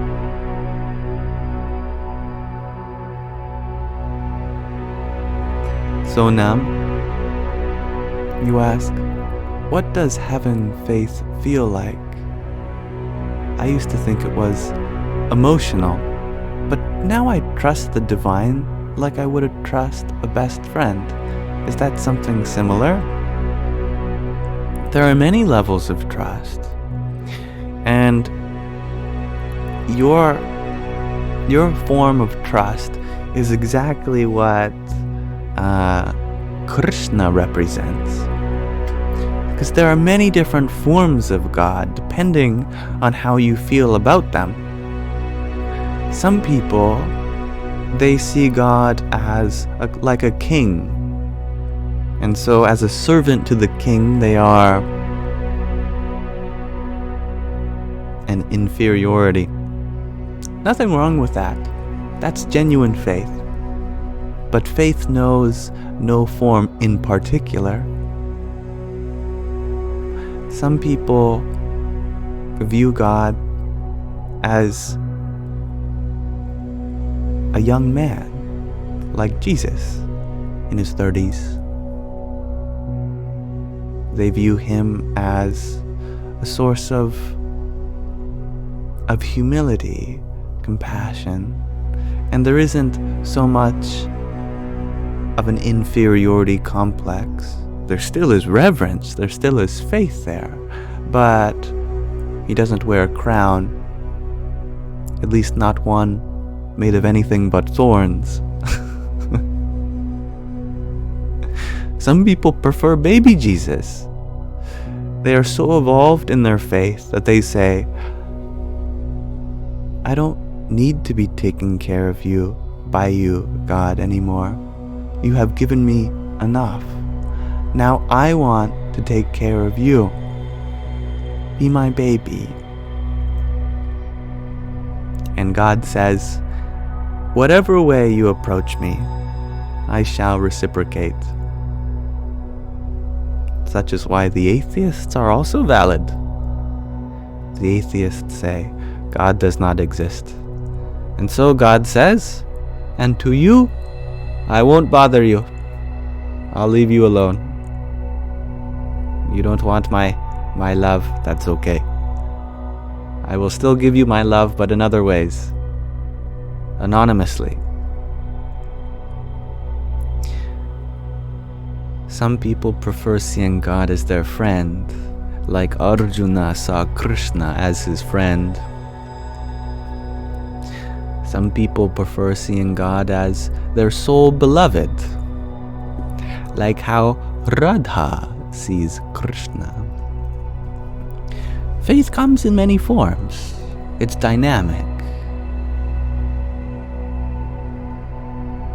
Faith is non-different from that source, which is infinite and all-encompassing.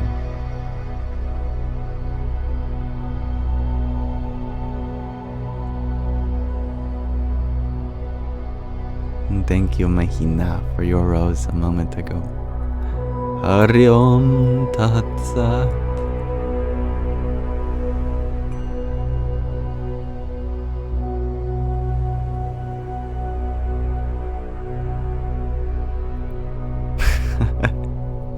So Nam, you share that you used to question, but know something was out there.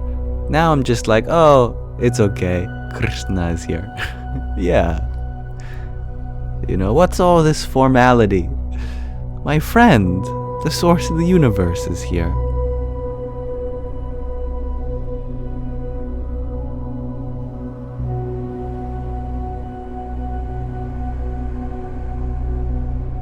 Thank you, Mahina, for coral. And I agree, Gina, it is a very lovely gift. Thank you. Radhe, Radhe. The Ashen Chevalier, you ask, what if you feel like you're losing them? The only thing that you feel is pure to you. I know what that feels like. That love never goes anywhere, nor does that purity. I was discussing with my therapist the other day that who we love kind of becomes a part of us, even when they are gone, either through death or just breaking up with you.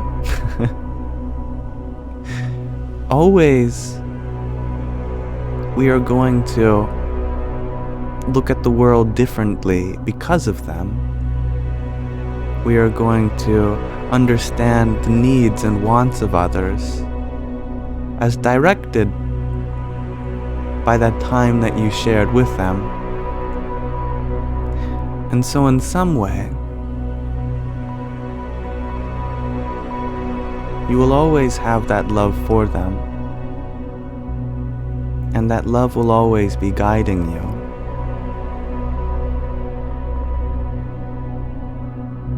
So that preciousness, that purity, never leaves you.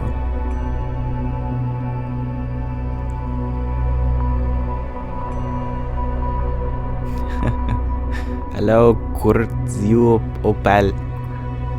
Is that hamster in your profile picture? I love hamster. Sometimes when my favorite username is taken, I'll go by Yampter.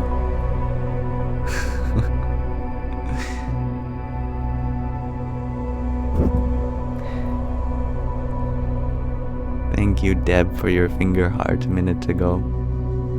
Radhe, Radhe. Surrounded by shadows, am I ready for another question? Hit me. And thank you, Chris Morton, for your cloud bread. Jai Sitaram. Magdalene, you share such a wonderful idea. That isn't love such a wholesome experience? And we have the privilege of experiencing it. Wow. That right there is true bhakti. You know, who are we? But pop-ups. Like on the computer, when you go to a sketchy website and you get a pop-up, we are those pop-ups in the universe. And yet, we are given the luxury to love and to lose.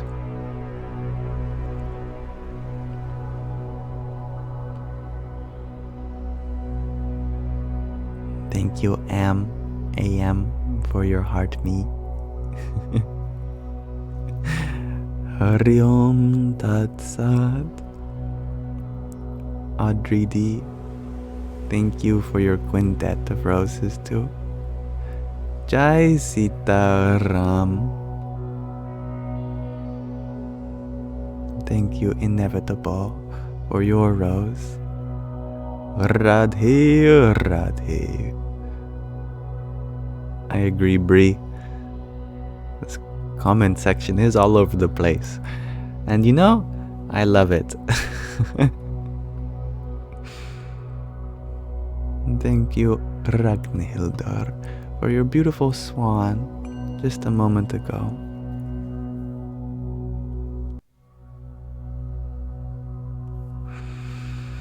Om Namo Bhagavate Vasudevaya. And thank you, Rachel, for your heart me. Radhe, Radhe. And AM, thank you for your paper crane. Hari Om Tat Sat. And thank you, the Ashen Chevalier, for your rose. Jai Sitaram. Jojo, you had asked what makes me happy. Happy makes me what?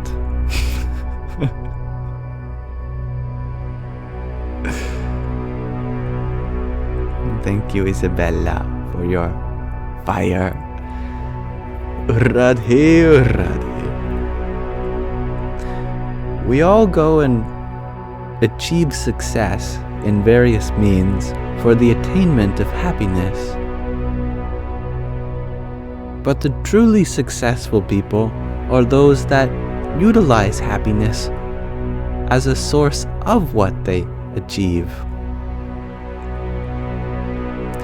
Don't get a full night's rest so that you can be happy.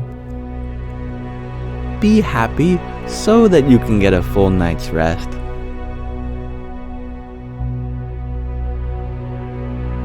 Don't be the best lover you can be so that you can be happy. Be happy so that you can be the best lover you can be.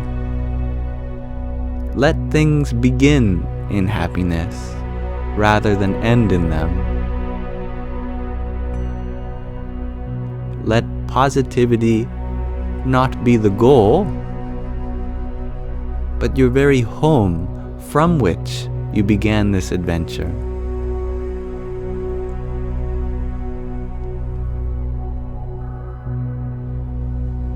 And thank you, main double amputee, for your paper crane. Hari Om Tat Sat. The Ashen Chevalier. You say it really is so damn simple. Us stupid humans think far too much. Well, I think we are deserving of a little fonder word choices. Nonetheless, I get your sentiment. And I agree. In fact, everything that we come to agree on today, I'm sure we'll forget by tomorrow. And then we'll start the process all over again. And thank you, Gina, for your pair of roses. Hari Om Tat Sat. You're still awake. Give your fingers some rest for me. And thank you, the Ashen Chevalier, for 51 roses. Radhe, Radhe. Now I saw Sky Guardian, you were wondering if we could read the Vachana Amrut, which we certainly can. This is a book that you have gifted me, and through me to all of you. You also share that you've been wanting to read this book too, so by reading this, we can help you listen to its words. The BAPS Swaminarayan Stasta is a spiritual lineage that you grew up with. That means a lot to you, and there is so much spiritual wisdom here in this book. I can't wait to go through it with you. The past few days we were reading a formal introduction to it, but what this book is, what the spiritual organization surrounding this book is, and who Swaminarayan was. But let us engage finally in Gadada 1 section. Continuously engaging one's mind on God. This is a Vaishnava Sampradaya, meaning a spiritual lineage that is focused on duality as a means of liberation.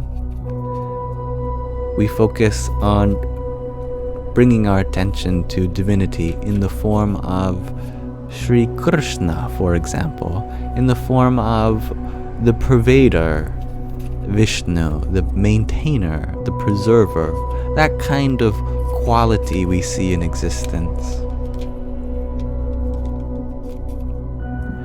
On the night of Magshar Sudhi, Samvat 1876, Shriji Maharaj had come to the residential area of the sadhus in Dada Khachar Darbar in Gadhada.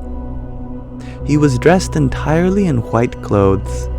At that time, an assembly of sadhus as well as devotees from various places had gathered before him. Thereupon, Shriji Maharaj asked, "Which is the most difficult of all spiritual endeavors?" The brahmacharis, sadhus, and householders answered according to their own understanding, but none could give a satisfactory reply. Shriji Maharaj then said, "Allow me to answer. There is no spiritual endeavor more difficult than to continuously engage one's mind on the form of God. The scriptures state that there is no greater attainment for a person whose mind's vritti is constantly focused on the form of God. Because the form of God is like a chintamani, just as a person who possesses a chintamani attains whatever he desires. A person whose mind's vritti is constantly focused on the form of God can instantly see, if he so wishes, the forms of Jiva, the soul, Ishvar, God, Golok, the abode of God, and Brahman, the ultimate reality. He can also see Vaikunt, Golok, Brahma Mahol, and the other abodes of God. Therefore, there is no spiritual endeavor more difficult, nor is there any greater attainment than to continuously engage one's mind on the form of God.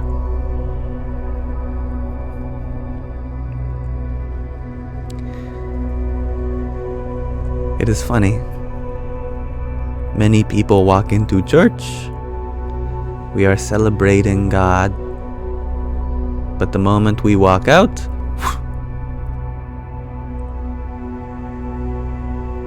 a car nearly hit you. Someone has taken up their sweet time on the exit of the parking lot. My goodness, you want to order that Starbucks? All respect has left the mind. Where has God gone? We were praising compassion and patience and humility and understanding. How important it is to remember God. And yet the moment we walk out those temple doors, whoosh, God? I don't see God. All I see is selfish people around me.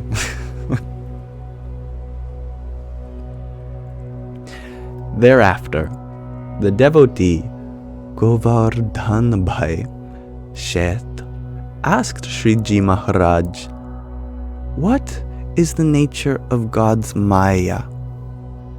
What is the nature of all this material energy, the nature of physical existence, worldly suffering, all this stuff which comprises our life and the universe?"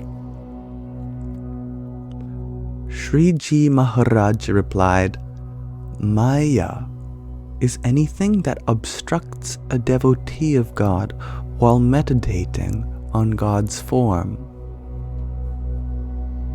Then Muktanand Swami inquired, "What type of body does a devotee of God attain when he leaves his physical body, which is composed of the 5 bhuts, and goes to the abode of God?"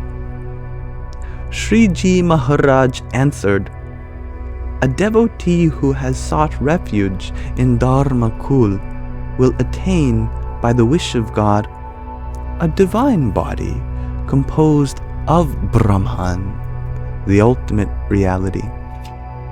When such devotees leave their body and go to the abode of God, some go by sitting on the Garud, some go by sitting on a chariot, and some go by sitting on a celestial vehicle. This is how they reach the abode of God. Those who have mastered yogic samadhi can actually witness these events."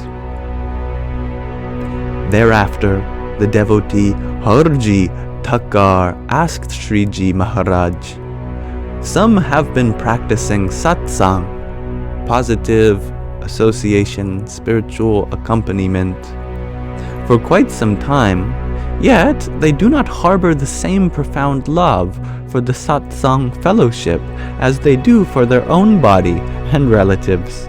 What is the reason for this? What is the reason that some people could be immersed in a spiritual tradition, but still be so focused on themselves more than others?" Shriji Maharaj explained, such a person has not fully realized the glory of God. Consequently, when the Sant, by whose association God's glory is fully realized, talks to him about his svabhavs, the person is not able to overcome them. Instead, they bear an aversion towards the Sant. It is due to this sin that one does not develop intense love for the satsang fellowship. After all, sins committed elsewhere are washed away through association with the Sant, but sins committed against the Sant are washed away only by the grace of the Sant himself, not by any other means. The scriptures also state, some Sanskrit, let me do my best.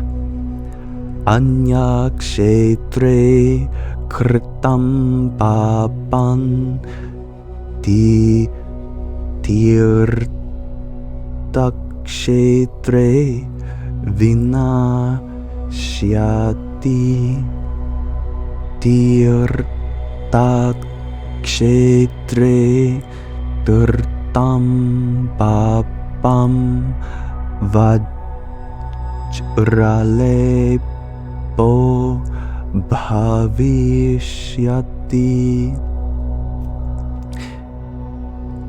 Therefore, if one does not bear an aversion towards the Sant, one develops profound love for the satsang fellowship.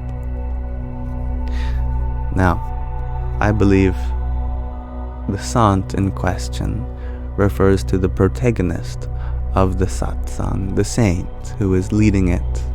And so, if one has love for them, then naturally they gain the love of the fellow devotees.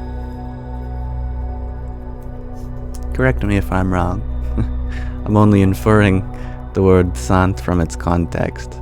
I actually have never heard that word myself before.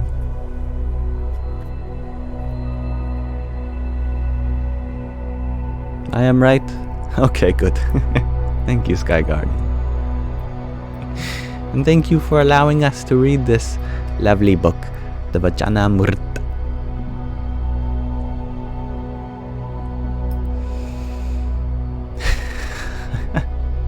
I like your question, Silverfish Amazon Finds. Let us come to that in a moment. Before then, allow me to extend my gratitude to the Ashen Chevalier for your 150 roses that you sent whilst we were reading. Hariom Tat Sat. And you ask, by the way, Yam, why do you do what you do? It's a good question. If anyone knows the answer to this, I would also like to know.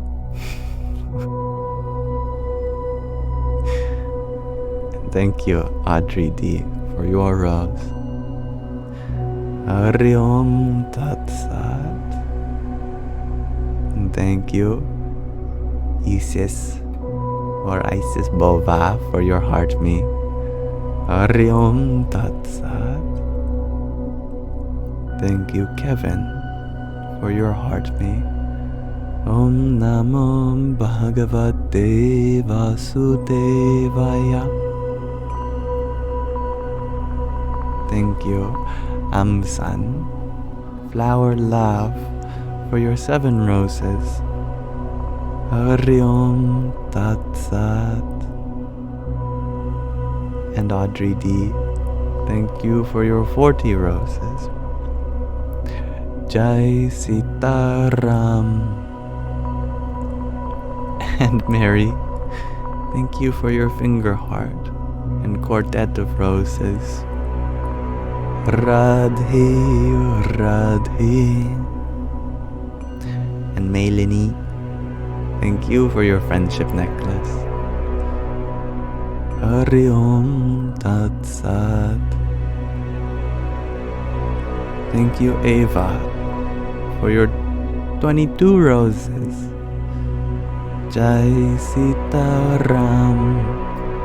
The Ashen Chevalier, thank you for your additional 55 roses.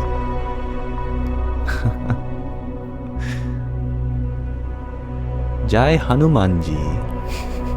It's a nice rare one. Shout out to Hanuman, my boy. Thank you, Stevie, for your heart me. Radhe, Radhe. And Deb, you inflate my ego too much. Knock it off.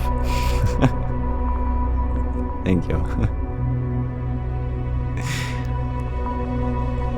Any good that I do simply comes from getting my lower self to step away for a second, so that the higher self may shine through.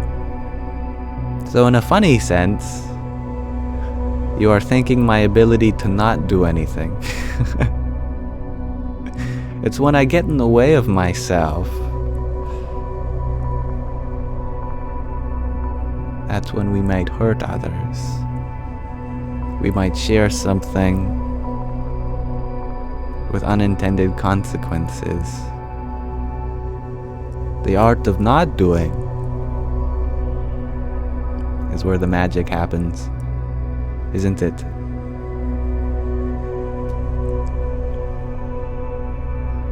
And thank you, Rachel Blackmoon, for your 19 roses. Radhe, Radhe. Hello, Larak.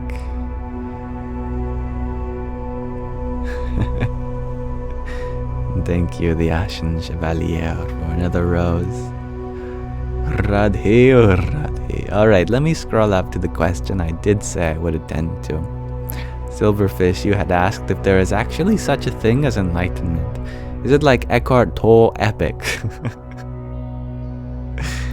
Waking up in the middle of the night, finally done with yourself, and then realizing that the ego and consciousness is something separate.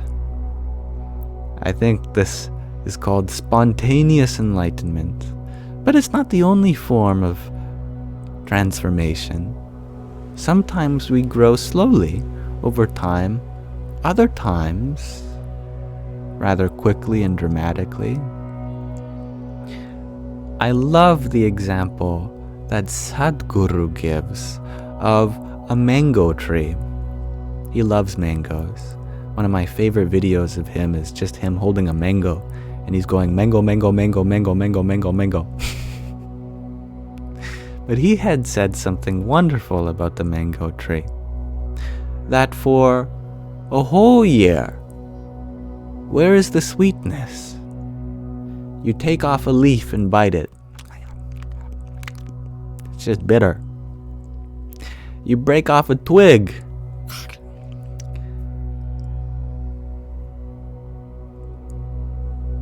Doesn't taste very good either. You break off a piece of bark.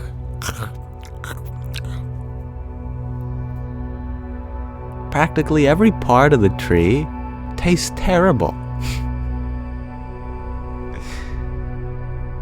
Yet one day, there is a fruit. And if you bite into that, suddenly there is so much sweetness. So it had to have been there the whole time.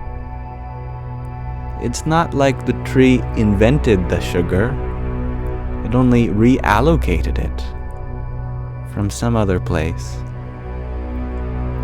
Yet for the entire year, we are ignorant of the sweetness until one day it is there.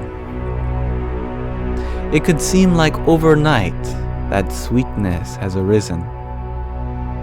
But that process was not spontaneous at all when we take into consideration the grand scheme of things. The journey from a sapling to producing that mango, although very long, was all meant to be.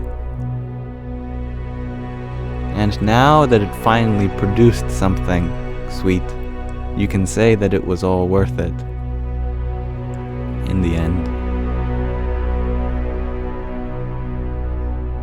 And thank you, Van Gogh Broom, for your rose.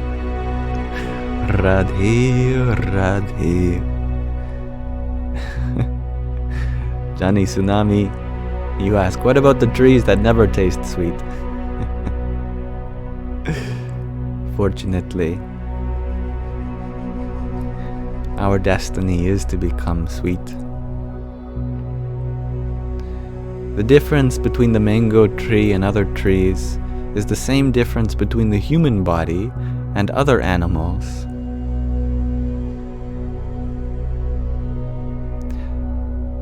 Other animals don't have their destiny carved out for them like we do. In the human condition, we have the ability to do auspicious things. We can fast, we can study, we can exercise, we can have reverence for someone, something, patience.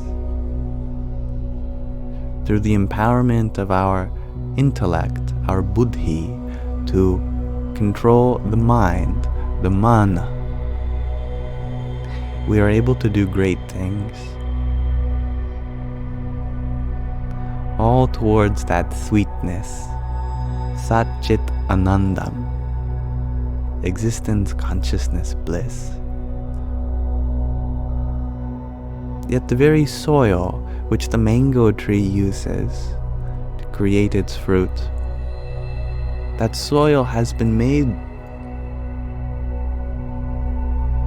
from all the other trees that have grown, dropped its leaves, and died.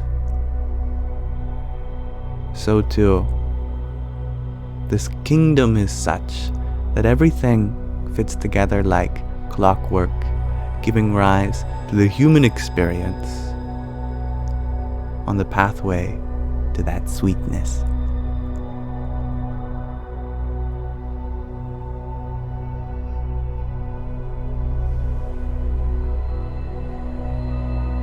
And thank you, Ostlending, for your 20 roses. Radhe, Radhe. And Spencerius, thank you for your trio of tiny tinies. Yippee! The Ashen Chevalier, you ask, what if you fall deeply in love with someone you shouldn't, simply for the person they are?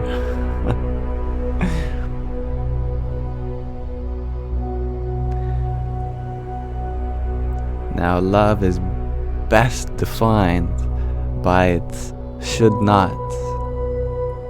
Forbidden love is often the sweetest kind of love. Love is boundless. Love is formless. When we try to restrict it, we only increase its pressure to explode in other forms. You can forgive yourself for only showing this quality of love. There are no shoulds and should nots with love, and we learn that the hard way.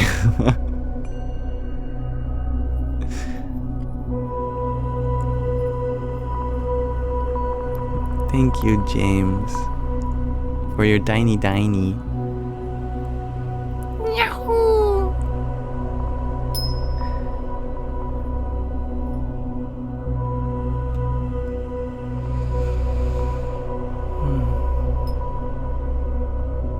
Bayawak, Hidop, you ask, how do you detach yourself from a loved one who left you?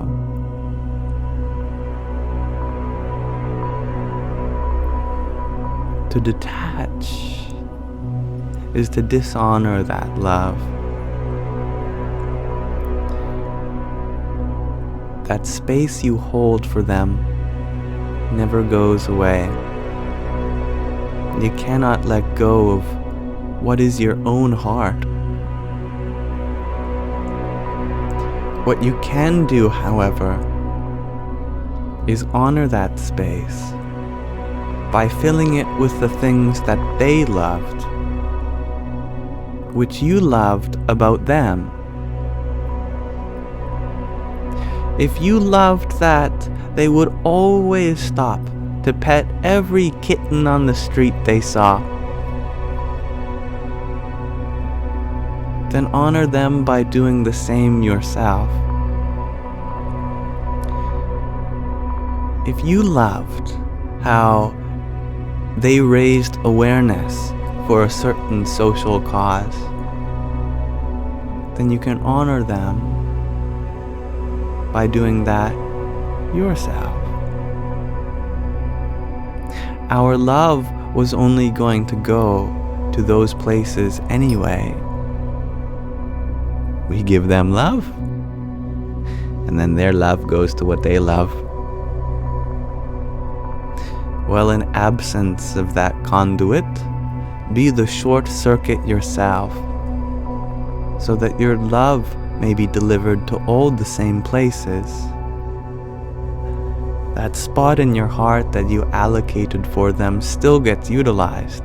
In fact, even more efficiently, in some sense. You can thank them for getting you to bring your love to the places that they wanted it to go. And so through all of those things, you can still love them in silence.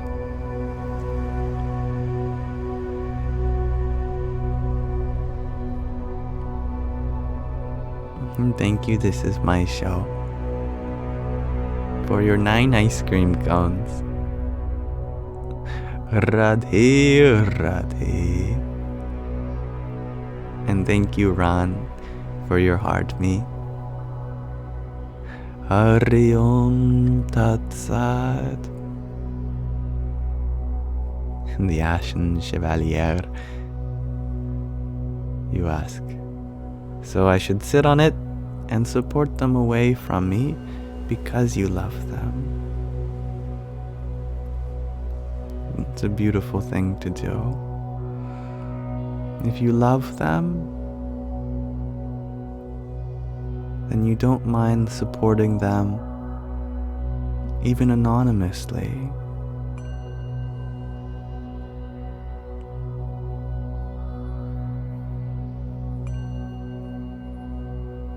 Such is the nature of the love we receive from the Source. God never says, "Hey, look what I've done for you. Now give me your thanks." "Hey, isn't this cool? I arranged this for you. Now give me your gratitude." No. That kind of love is anonymous.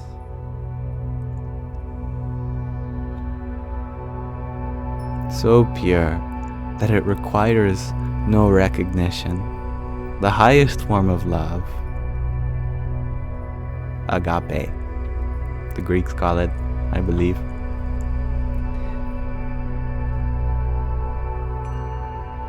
Thank you. Thank you, this is my show.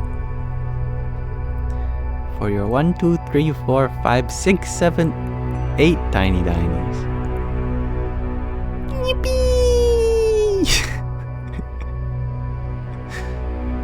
Thank you, Leah, or Lei. Do tell me how I can pronounce your name. Thank you for your rose. Radhe, Radhe. And thank you, Ragnhildr, for your rose. Jai Sita Ram. Jessica, you ask, how do you detach from everything, but still care about anything? Now that's a great question. I prefer the word non-attach rather than detach. Because detach might convey the notion of pushing away. But non-attachment just means you aren't grabbing.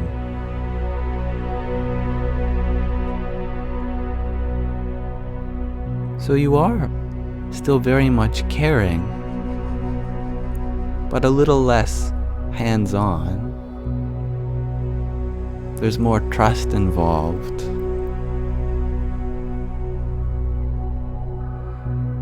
More forgiveness for the ways in which you can't be there. And less expectations towards those we are helping.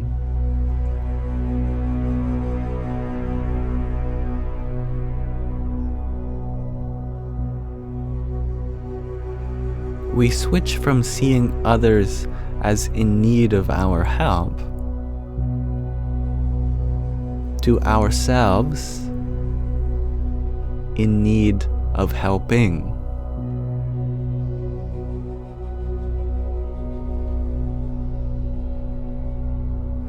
It's not that my children need my help. It's that I need to help my children. The need is not within them. They are whole. They are perfect. It is me who is in need.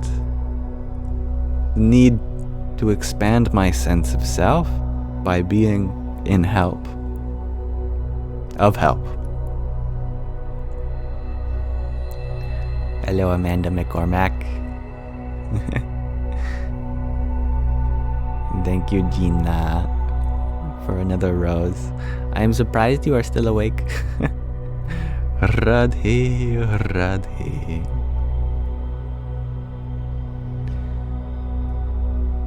And Lay, you ask, what is my accent?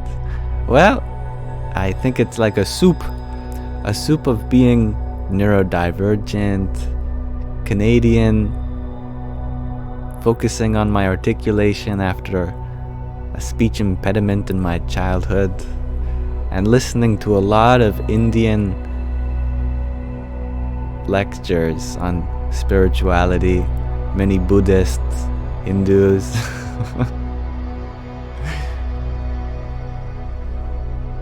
All humans are soup. I like that, Gregor.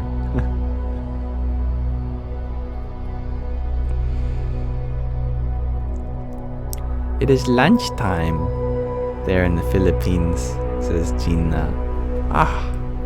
I thought you had told me you were going to sleep. I guess you were just tired from tapping.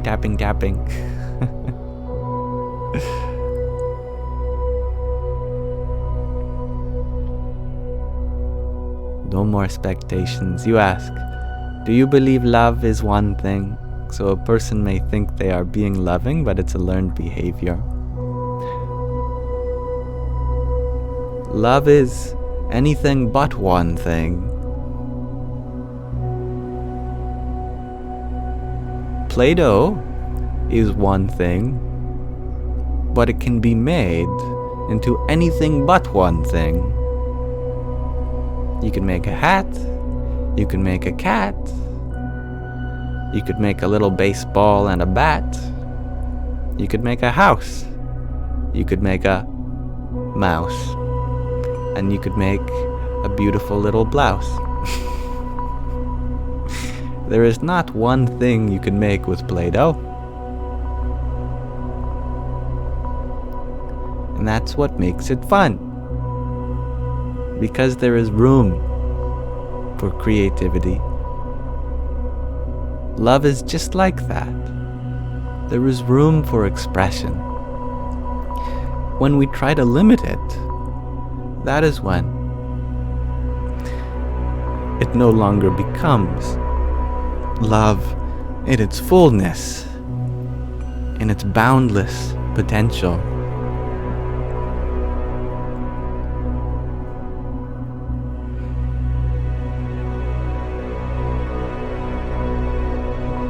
Thank you, Michelle, for your 5 ice cream cones. My goodness.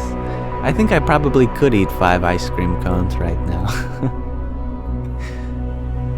You have reminded me of food. Radhe, Radhe. Brr. You know, I'd have a very big brain freeze, that's for sure. Amanda McCormack, you shared that you cleaned your apartment from head to toe today. Really cleared the mind. I love that. It is so true that our environment can be conducive to various mindsets. Having nice, non-wrinkly clothes and a clean room can be very good for the mental health. Want to know my mental space? Just go look at my home. Well said. And thank you, Priscilla, for your rose. Radhe, Radhe.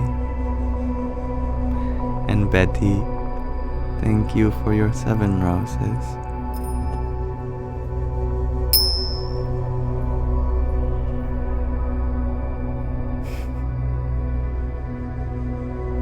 Gregor, you share that, hey, speaking of soup, I think I heard the earth was formed by a spear thrown into the water by Shiva. Ooh, that sounds like a story that I have not heard myself. But why don't we meditate on that for a moment? In the formlessness, the ripples that are made by some initial provocation, they do form many shapes, that's for sure. We can get lost in the patterns that water makes on its surface. I think it makes a great metaphor for the universe.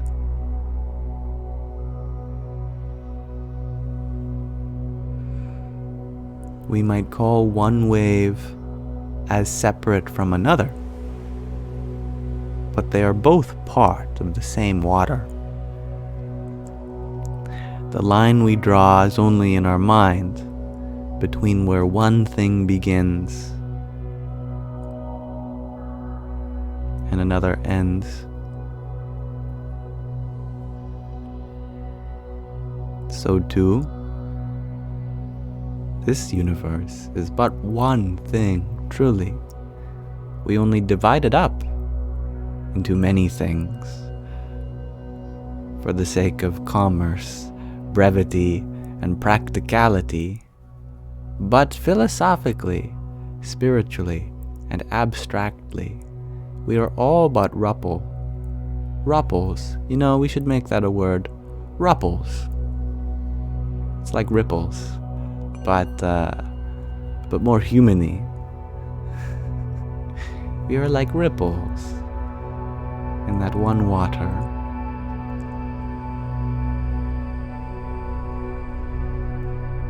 Thank you, Priscilla, for your pair of ice cream cones. Radhe, Radhe. Ripples and ruffles, says Dansuela. Yeah, what is a ruffle if not a ripple in fabric? And what is a ruffle? Or sorry, what is a ripple if not a ruffle in water? Ripples but abrupt. I like that, zealot. The Ashen Chevalier. You share that you're just scared of loving again right now. And that is so honest and so real. Love is scary. So true. It's the scariest. It takes a lot of courage and bravery to love. And that's a great observation.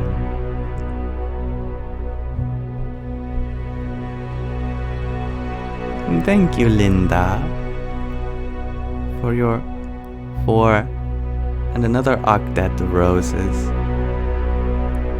Radhe, Radhe. And the Ashen Chevalier. Thank you for another 139 roses.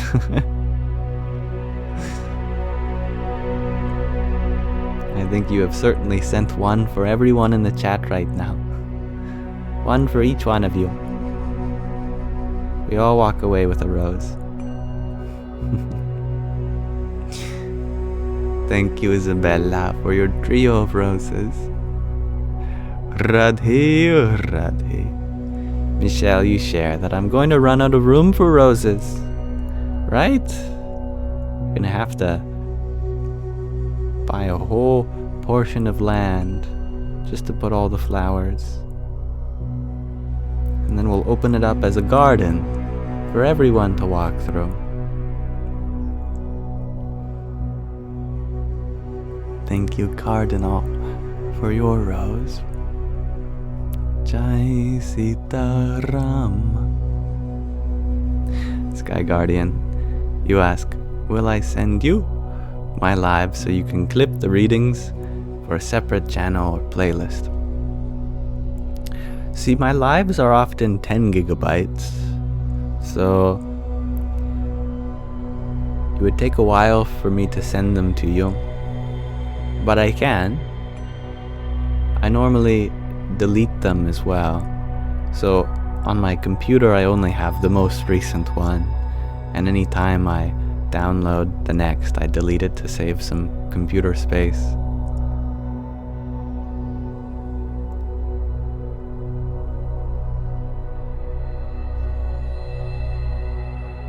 It might just end up being easier to record the relevant sections from the YouTube video itself. It's fine, you have them downloaded. My goodness. Where can I get some of your storage space? That's funny.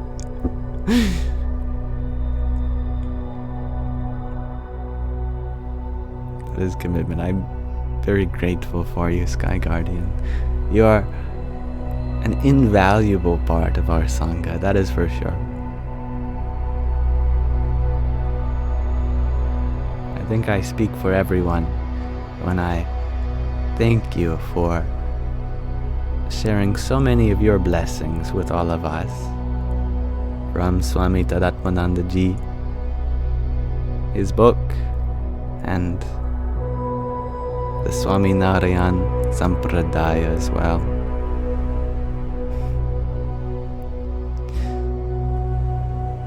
And thank you, Zealot, for your 8 cloud breads a minute ago. Radhe, Radhe. Good morning, Steve.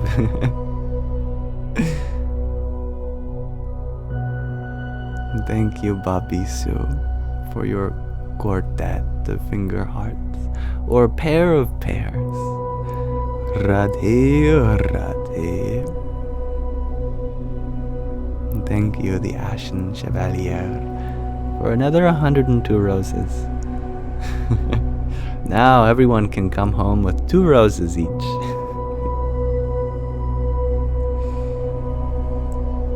And thank you, Carrie King, for your rose. Om Namo Bhagavate Vasudevaya. Amanda McCormack, you ponder, shall I or shall I not go out tonight?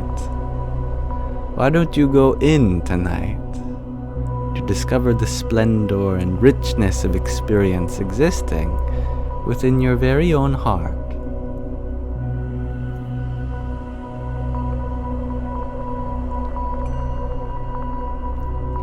And thank you, this is my show, for your pair of ginger men. Radhe, Radhe.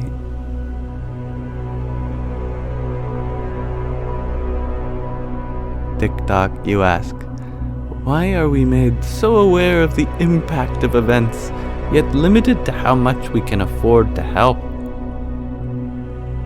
A very practical question, this is.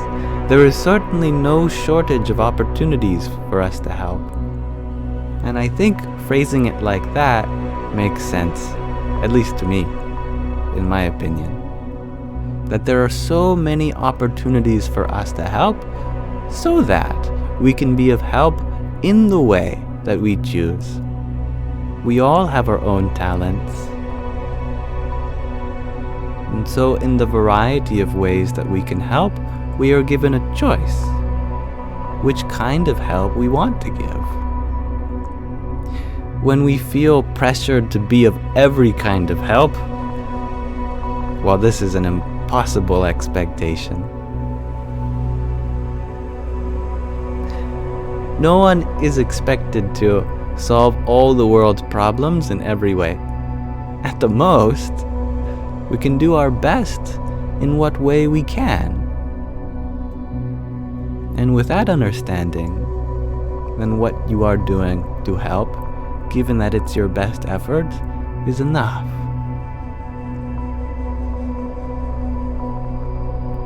When we are attached to seeing the world in a certain state that is yet to come, then we feel like what we're doing is not enough, because with your effort alone, it's not enough to give rise to the state of the world we have in our heart. But the point of seeing potential is not to become attached to it. It's to inspire us to do our best. And that is enough. As we do our best, we serve as role models for others. And then when people do their best, the whole community is inspired.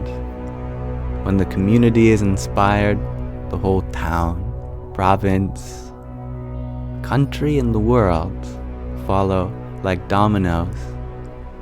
So change must happen, not from getting the whole world to do something, but the whole of your very own self. And then it propagates from there.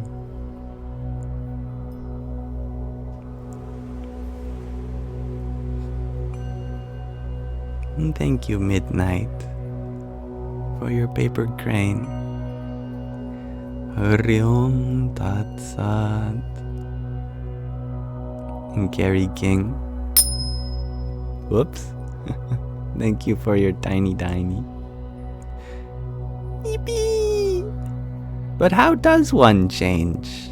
Asks who knows. I like how your username could be an answer to your own question. How does one change? Who knows? But more seriously,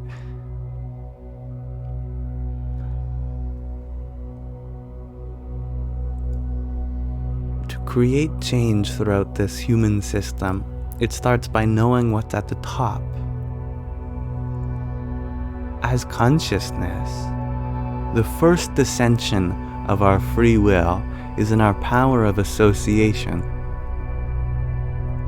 This is before even we get to the mind, let alone the intellect. In each moment, we are surrounded by thoughts, feelings, people, places, and things. It's generally a mixed bag. At school, ask yourself, who do you hang around with? Whose words stick to you? Who do you associate with? What do you associate with? The power of association is the number one driving force for what we experience in life. If you spend a lot of time surrounded by athletes, then you very well might grow up to be an athlete yourself, simply by the power of association. That is why teachers and parents make it so much of a precedent for us as children to surround ourselves with the right people, so that we end up making the right decisions from having role models to base our experiences off of. From our association, our ego is shaped. From our ego, we gain experience relative to it. From that experience comes the knowledge, and that knowledge is given to our intellect to make decisions on behalf of our minds. And then our mindset, which is cultivated from our intellect's discrimination, shapes what actions we perform in the world with our body.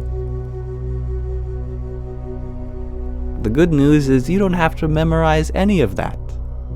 All you have to do is remember one thing, that it all starts with the power of Sangha, association, and the journey from kusang to satsang, from bad association to true association. As long as you do this, then the rest of your life is paved for you towards higher and higher things. And yes, Zealot, online association does count. Watch YouTube videos from role models. Internet friends, just the same. The physical circumstance doesn't matter. It's what kind of sentiment we create within, to whoever and whatever. Across time, your best friend could be someone who lived 1,000 years ago. It doesn't matter. As long as you associate with them. Some psychologists say that who you are is the average of your 5 closest friends.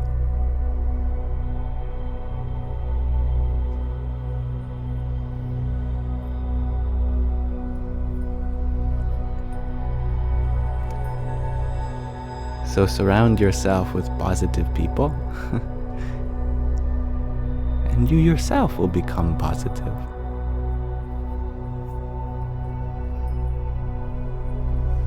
And thank you, John F., for your 6 slices of cake and a rose a few minutes ago. Radhe, Radhe. Riley, you ask, what if I don't have 5 friends?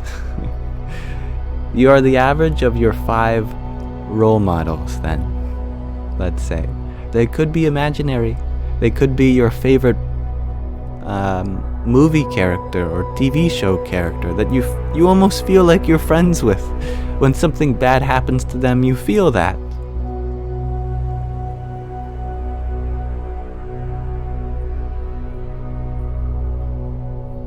And thank you, Midnight, for your flowers as well.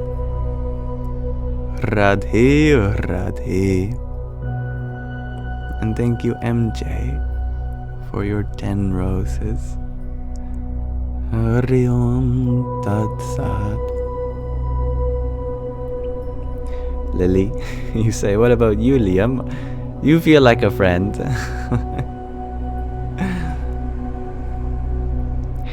In some ways, I could be. In many ways, I'm also a bad friend, because I'm not able to attend all of your birthday parties.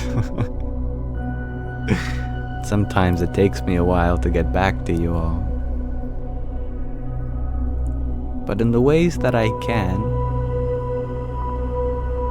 I hope to be of service to you.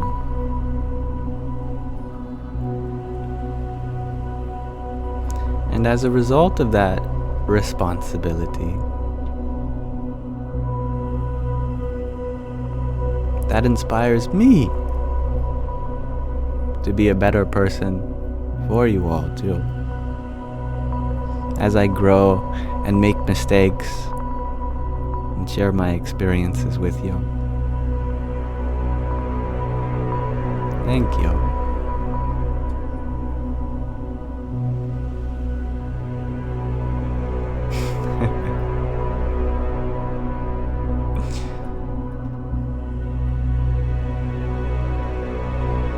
And I love that insight, Gentry, that yoga means in Sanskrit joined together. In fact, literally speaking, That's what Sanskrit also means. Sun means well. Krit means put together. So Sanskritam means that which is well put together. It is sometimes used in the context of perfected. It's all coming together. And yoga too refers to that union.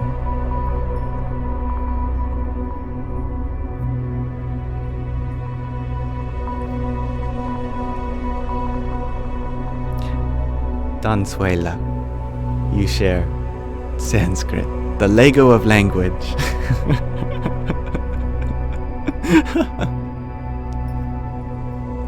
I love that. Thank you, Dansuela.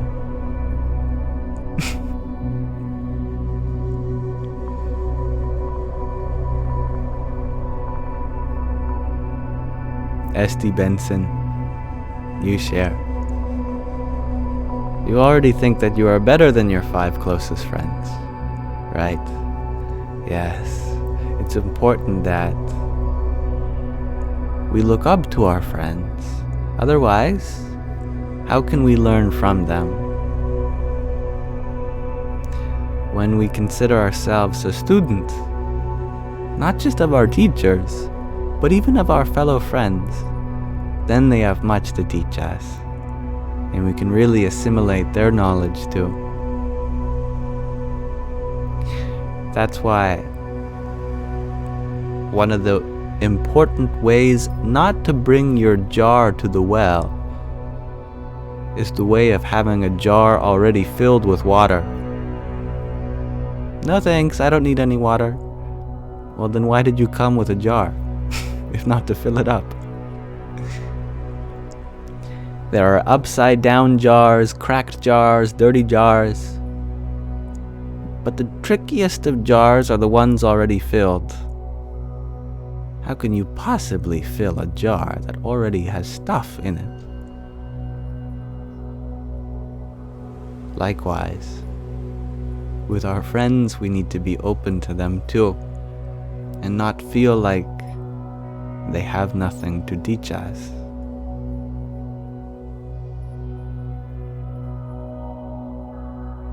And thank you, Ricardo.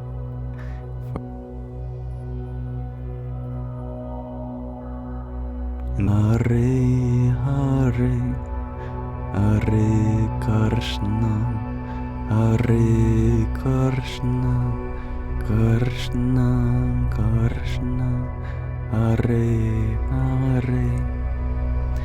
I am back. Thank you for telling me. Alright. And yes, I liked your sentiment, Amanda.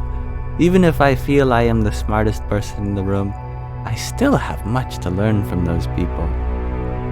Just as we may be intelligent in one area, we are very much lacking in others. Nobody is so well-rounded that they are a sphere across all dimensions. We all have our rough areas to smooth out. Now I've been live for over 3 hours now, it seems, so maybe it's a good time to start to wrap things up for tonight. Nonetheless, I am very appreciative of your presence here, everyone. Before we go, there are a couple other things that I'd love to attend to. The first is a question of the day, in which I'd love to hear all of your answers. The second is a daily reading from Roar of the Ganges. And the third is a chanting that we can partake in together across time and space. So without further ado, my question to you today is a rather abstract one. I'd like to know, in your opinion, what is the most profound question? There are certainly many ways to interpret this, and not one that I'm looking for as right or wrong. Let us entertain the idea of the profundity of inquiry. The Ashen Chevalier, you ask, why do I exist? And MJ, you ask, why are we here? Just why? Asks Zealot. Seems like the whys are very imperative. Mahina, you say, the one that's never been asked, but wants to ask. Always rooting for the underdog. I love that about you. What am I? Asks Ginseng. Now that's a very powerful question. Do we exist? Asks Renvox. Forget about why. Do we?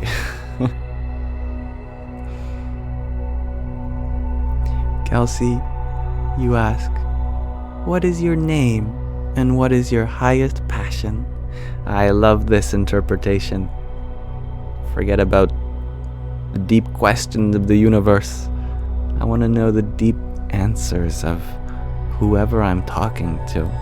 What's your name and what's your highest passion? I love that. Very, very grounded. Alex, you ask, what is the I am? What is this sentience, this self-awareness that is my identity?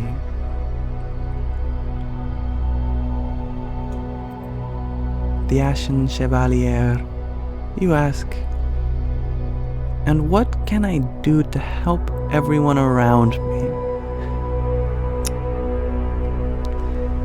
Muy bueno.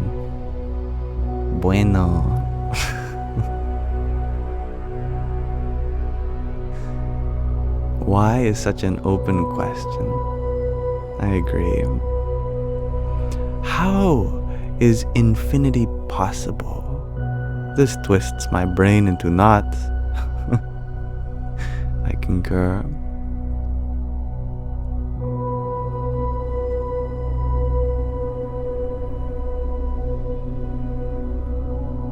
I love these questions. What is my why? Asks Donsuela. I think you put it well. My why is my what. The reason is the being.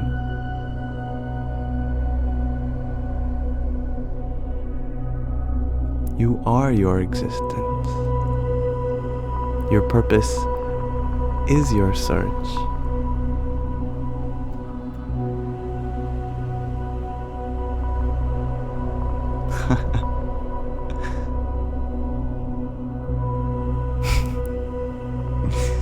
Someone please tell Buttercup.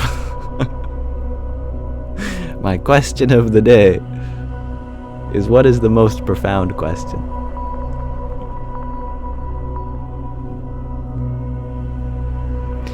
And Angie, you share that the most profound question for you is, what happens next? I love that.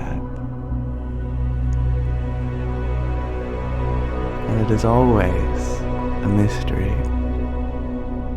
Mimir Bear, you share that if life exists in the afterlife, why cannot we visit it now?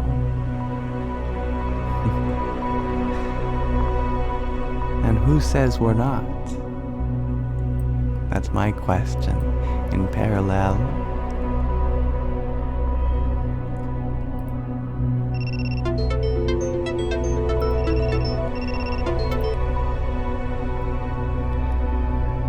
I hear my lovely kitten. Sounds like Shadow wants a chance to answer the question of the day. Well, why don't I grab him? I'll be right back.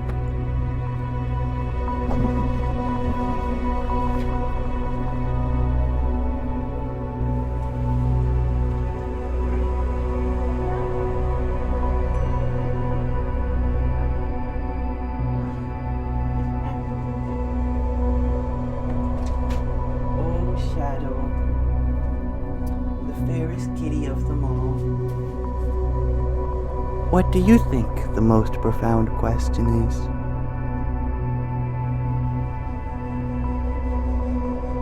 I'll let you think about it.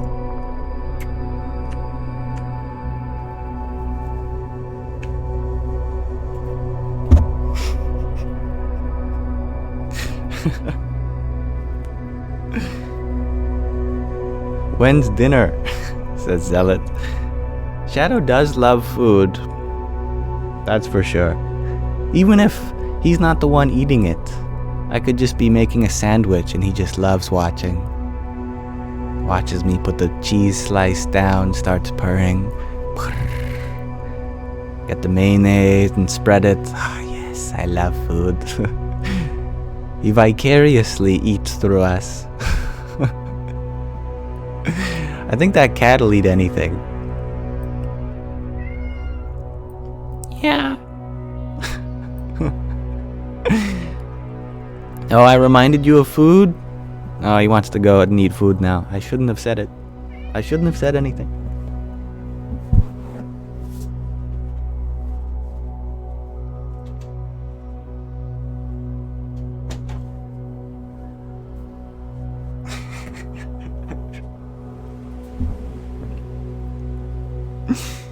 All right. And thank you, the Ashen Chevalier, for your pair of roses. And thank you, everyone, for entertaining my question of the day. Before we do our chanting, which I think you all will very much enjoy, it's not Sanskrit this time, it's more of an affirmation. Let us read from The Roar of the Ganges. I'll put the book cover up there. Now this book has been blessed by Swami Taratmanandaji, the author himself, and with full knowledge that I intended to read it to all of you. And so after emailing with him, which is a great honor I have received, he shared that I don't even need to advertise it as a book that you can buy, because he's going to make it free as a PDF for everyone, which I thought is truly the mark of a Swami. This book takes us back to his past. Before he was a Swami, he was Mark, the computer scientist from Pennsylvania. And he went to India after a failed marriage.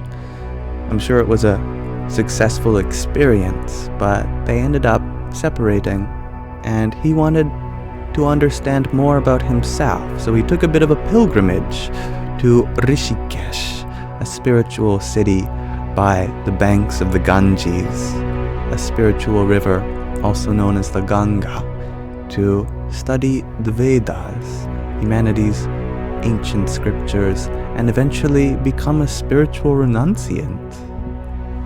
So as a fellow Westerner, it's a very interesting book. And thank you, Sally, for your 65 roses. Radhe, Radhe. Part 2.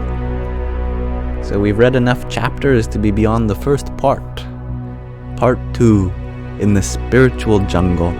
And here we have some Sanskrit.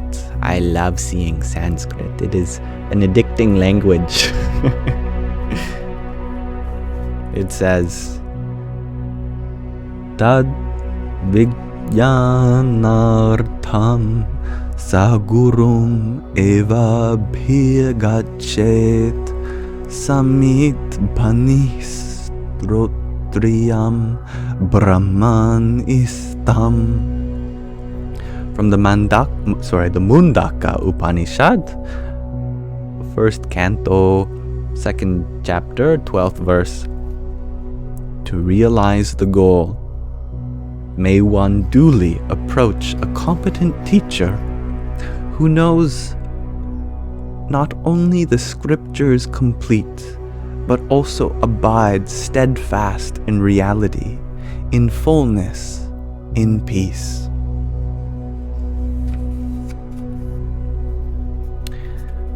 Little foreshadowing, perhaps. Maybe we are going to meet his guru. Very exciting. Misguided and Perplexed is the name of this chapter. Saturday, March 11th. Near the main bazaar in Rishikesh, a speeding auto rickshaw swerved suddenly to avoid hitting a cow. It sped in my direction, piloted by a sunglass-wearing teenage driver. When I realized that I was about to become his next victim, I leapt to the side of the narrow lane, barely out of his way. Auto rickshaws are notorious on the streets here. These vehicles, used primarily as taxis, each look like a motor scooter with a two-person cab in the back. But many regard them as three-wheeled demons due to their hair-raising incidents, such as this. Thank you, Sally. And thank you for the additional 22 roses you sent. Radhe, Radhe. I had gone to the bazaar to buy a pair of sandals. I was tired of lacing and unlacing my sneakers many times a day. A tedious task made necessary because shoes are generally not worn indoors here. In a land where most people sit comfortably on mats or cushions on the floor, dust-laden shoes are politely luffed at the doorstep. Swami Sudhananda had said I would find well-made sandals at the Lakshmi supplies shop. Lakshmi is the Hindu goddess of wealth. The proprietor probably chose this name to invoke divine grace for his store's business. I am still amused to find the names of various Hindu gods hanging over storefronts. Shiva stationers, Ganesh printers, Krishna sweets. I wonder how New Yorkers would react to business names like Almighty God Insurance, or perhaps Christ Cleaners. But then, what would be the harm in such names? In the South Indian state of Kerala, where many Christians live, I passed shops bearing names like Jesus Tailors, Holy Redeemer General Store, and Mother Mary Juice Bar. Oh my goodness, Mother Mary Juice Bar, I am suddenly thirsty. I stepped into the Krishna sweet shop and asked the portly man behind the counter for directions. Lakshmi supplies kahan hai? The affable retailer kindly gave me details. I carefully followed the route he had described, but nevertheless could not find the shop. When I asked for directions again at another shop, I discovered that I was going in an entirely wrong direction. Why did the sweet seller guide me wrongly? An occasionally maddening feature of Indian etiquette is that it's considered impolite to say no, or I don't know. People here are exceedingly hospitable. They want to help you in any way they can, especially if you're a foreigner. The shopkeeper didn't mean to mislead me. He was simply trying to be friendly and helpful, even though he had no idea where Lakshmi Supplies was located. Even after receiving proper directions, I still managed to get lost. Eventually, a young man sitting on a doorstep noticed my exasperated look and kindly offered to take me to the shop. I returned to the ashram wearing my new sandals. Later, sitting on a bench with Swami Prakash sipping tea, I told him how I had just wandered all over Rishikesh looking for a shop. I compared myself to the confused boy in the 10th man story reread yesterday. Well acquainted with the story, Swami Prakash remarked, "Aha! So both you and the 10th boy needed help to discover what you were seeking. That is quite similar." isn't it? Except that, I added, when the boy was told the truth, he understood immediately and his problem was solved. But I still got lost after getting correct directions even. I needed more than directions. I needed to be led to the shop. That is true. But the boy also needed to be led to discover what he was seeking, isn't it? The old man in the story who stopped to help did not merely say, "You are the 10th boy." First, he made the boys line up, and then he made the oldest boy count again. By doing this, he was leading the boy to discover what he was searching for, just as you were led to the doorstep of Lakshmi supplies. Swami Prakash went on to describe how the teachings of Vedanta are meant to lead a person step by step to discover spiritual truth. He described Atma, the true self, as an inner divinity present within each of us and yet remaining unrecognized. To help seekers discover this inner reality, it is not possible to simply describe a route to be taken. Merely giving directions will not prevent seekers from losing their way again and again. To lead them to discover Atma, Vedanta employs a powerful methodology. Swami Prakash explained that every journey is subject to a basic problem. The destination is hidden from view all along the route until you come quite near. On a spiritual journey, the truth lies over the intellectual horizon. The goal is hidden by our own ignorance. And if the goal cannot be seen, if we don't know where the destination lies, then how can we know which way to proceed? Imagine the dilemma, he suggested, of a wayfarer lost in a dense forest. He wants to reach a particular village, but he doesn't know which way to go because he cannot see through the thick woods. He needs a guide, someone who knows where the village is. But if the guide merely points his finger towards the village, the traveler would again lose his way in the deep forest, like you lost your way on Rishikesh's twisted lanes. The guide must lead the traveler through the thick woods, step by step to the village. So the traveler needs to follow a guide, isn't it? Swami Prakash concluded that we need a guide or teacher who can lead us through the forest of confusion, beyond the boundaries of conventional thinking, to make a radical discovery about ourselves. This journey is a process in which the truth is methodically unfolded. It is a process in which we are led one step at a time to discover the very truth beheld by the ancient sages. In this journey, the guidance of a suitable teacher is virtually indispensable. A teacher capable of leading a seeker in this manner is called a guru.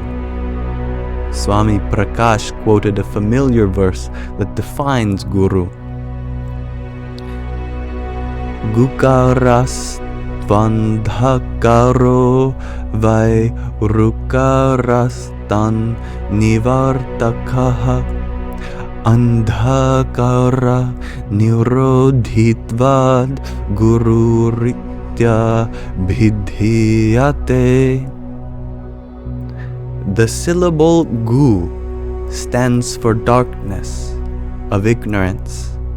The syllable ru for the one who destroys it.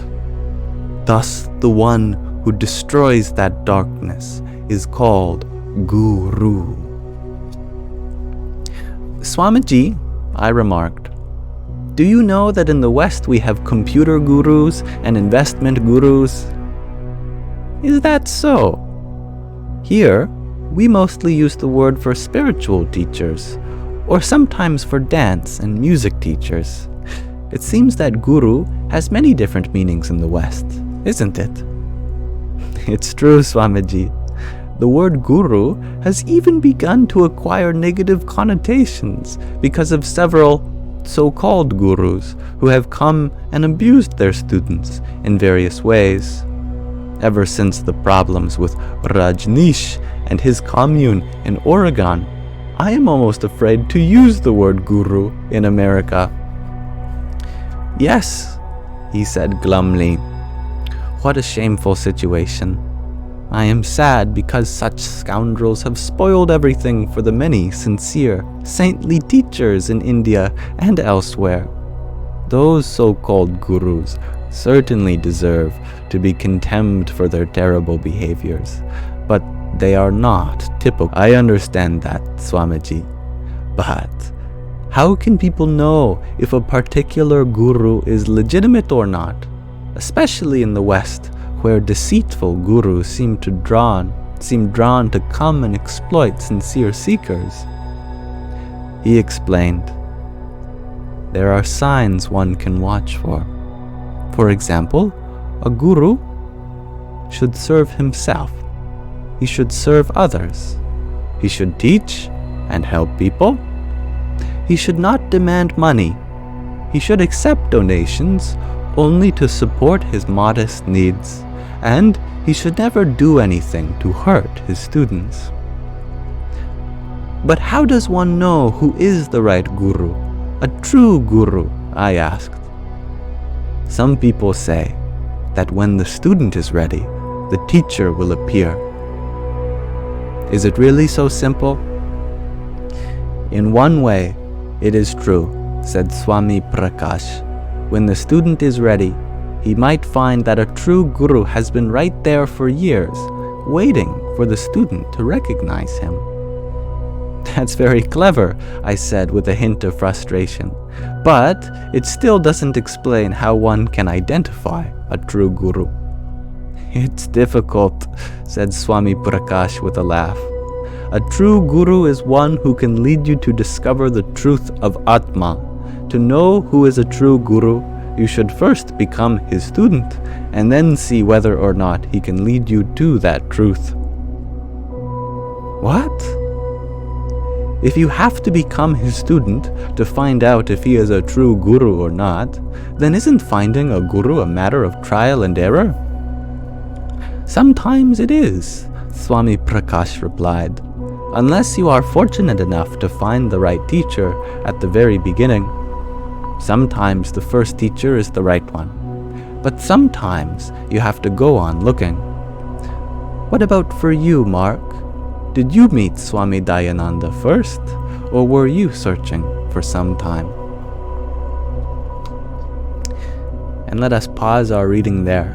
And tomorrow, on ASMR Sunday, so we'll be doing soft-spoken, very calm, not super provoking conversation.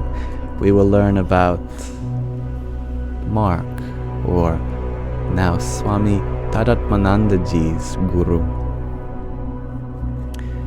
But I thank you all for listening with me today. Before we go, we have a chanting to do. But I thank you for those who sent a gift whilst I read. The Ashen Chevalier. Thank you for another 99 plus 1 roses. Radhe, Radhe. At what time tomorrow will I be reading the book? Well, I hope to be beginning again at 5 p.m. Pacific time. And then I start reading about 10 minutes into it. And then at the end of my lives, which seem to go on for 3 hours now, we'll be reading again.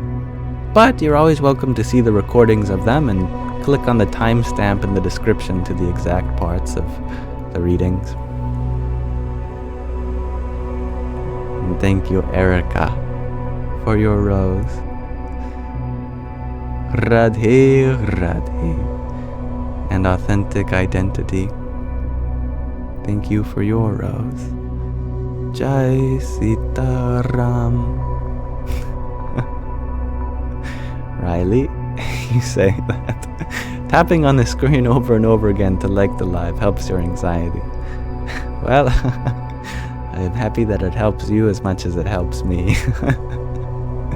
Sometimes doing something simple but purposeful can alleviate our anxiety. Like when I used to chant while anxious. Even though the chanting itself doesn't make me feel better.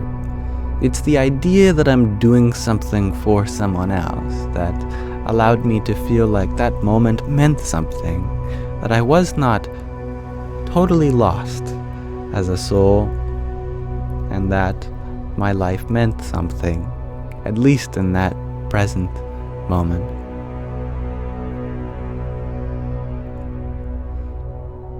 And thank you, Priscilla, for your heart me. Hari Om Tat Sat. And L-Wave Rider, thank you for your rose. Jai Sitaram. And White Tiger, thank you for your hanging lights. Radhe Radhe. So I have a very special chanting for you today. As I mentioned in passing, that rather than a Sanskrit mantra for us to chant, we have an English affirmation to tell ourselves, but it will still be in the style of a chant. I have a picture of it since it was too long to put in a text box, and I am very sorry if that's hard to see. I can try to make it just slightly bigger.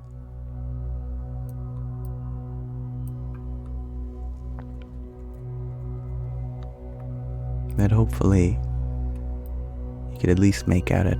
The audio that we're going to be using, you'll be able to hear Swami Taratmanand Ji chanted first, and then he'll say repeat, and then we repeat it with him.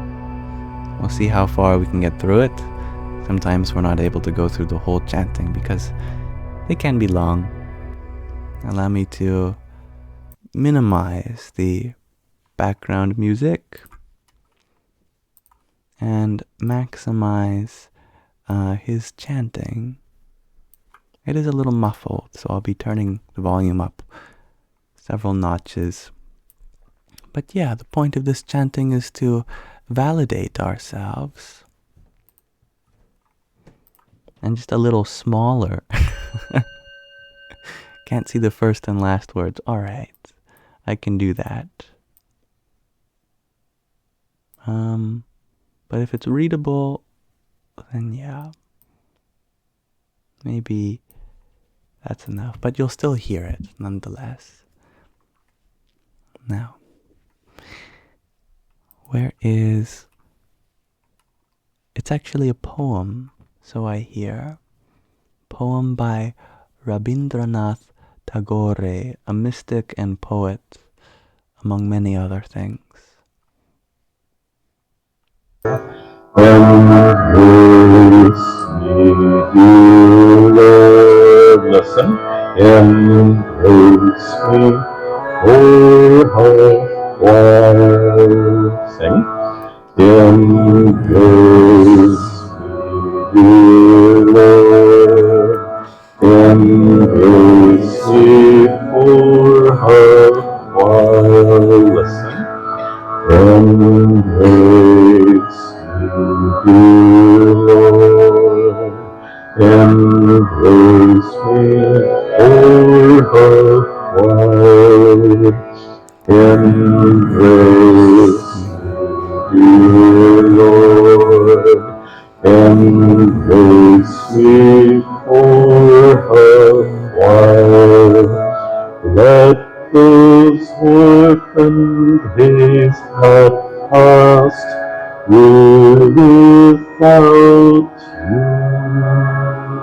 Let those orphaned days that passed without you. Let those days days are past, be forgotten. Let those days that past be forgotten. Together, embrace me, dear Lord, embrace me for a while, embrace me, dear Lord, embrace me for a while. Only spread this little moment wide. Only spread this little moment wide. Wide across your lap, holding it in your light. Wide across your lap, holding it in your light. Together, embrace me, dear Lord, embrace me for a while, embrace me, dear Lord, embrace me for a while. I have wandered in pursuit of voices. I have wandered in pursuit of voices that woo me, yet let me know where that drew me, yet let me know where. Embrace me, Lord, embrace me for a while. Embrace me, dear Lord, embrace me for a while. Now let me sit in peace and listen. Now let me sit in peace and listen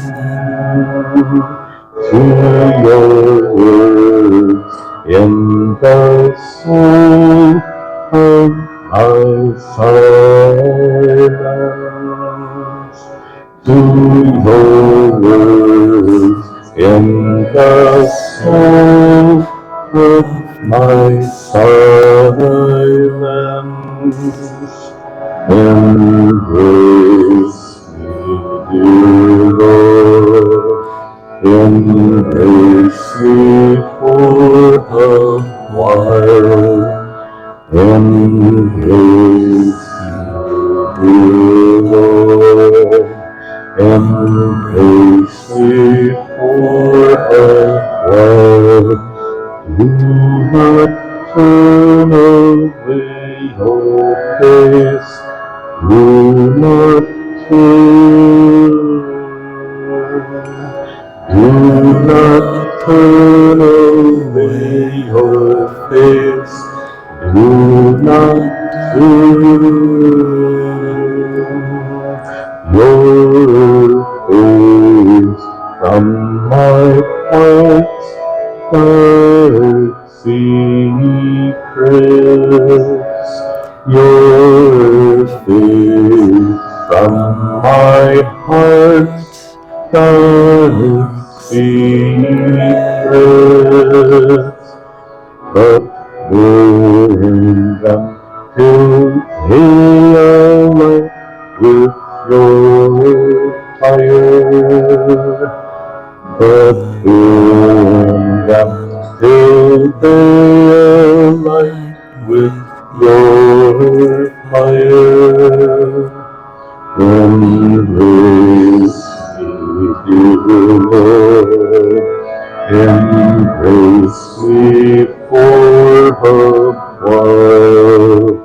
Embrace me, dear Lord. Embrace me for a while. Before we continue, close your eyes and let this chant help you sit in silence, as Rabindranath says. Just sit in silence in Ishvara's sacred presence and feel that sense of complete, unconditional love and acceptance in Ishvara's sacred presence. Together. And that's a good place to stop. Thank you, everyone. And thank you, Sky Guardian, for sharing this very private chanting with your guru, Swami Taratmanandaji. I very much enjoy exploring his teachings. And thank you to those who chanted with me, and for those who sent a gift whilst I read. Megan Simmons, you shared a sweet memories with me before we began. Radhe, Radhe. And a whole galaxy. That's very kind of you. It is never expected, but as a token of your gratitude, I am deeply humbled. Jai Sitaram. If anyone ever wishes to send me a rose, you may do so even with an emoji or by the sentiments you carry within your heart, and it will be received just the same. And thank you, warrior priestess, for your trio of rosas. Radhe, Radhe.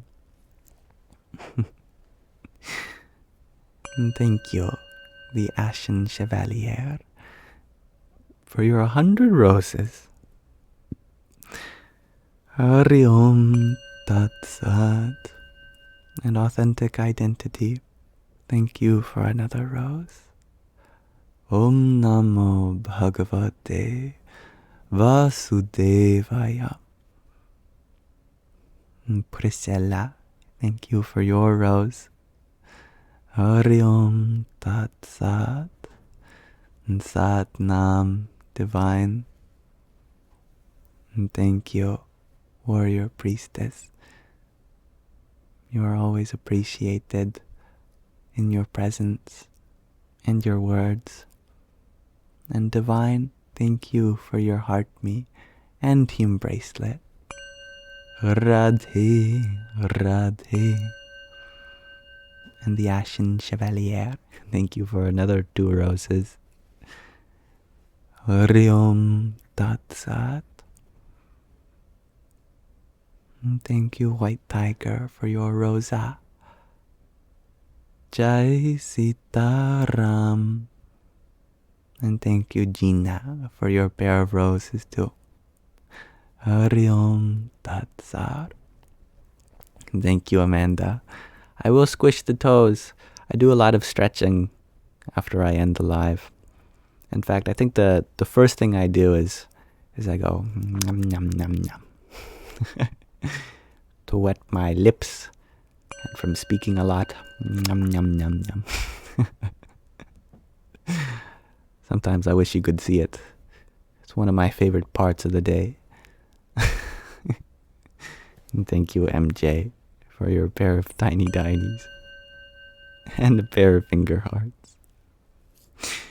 Yippee!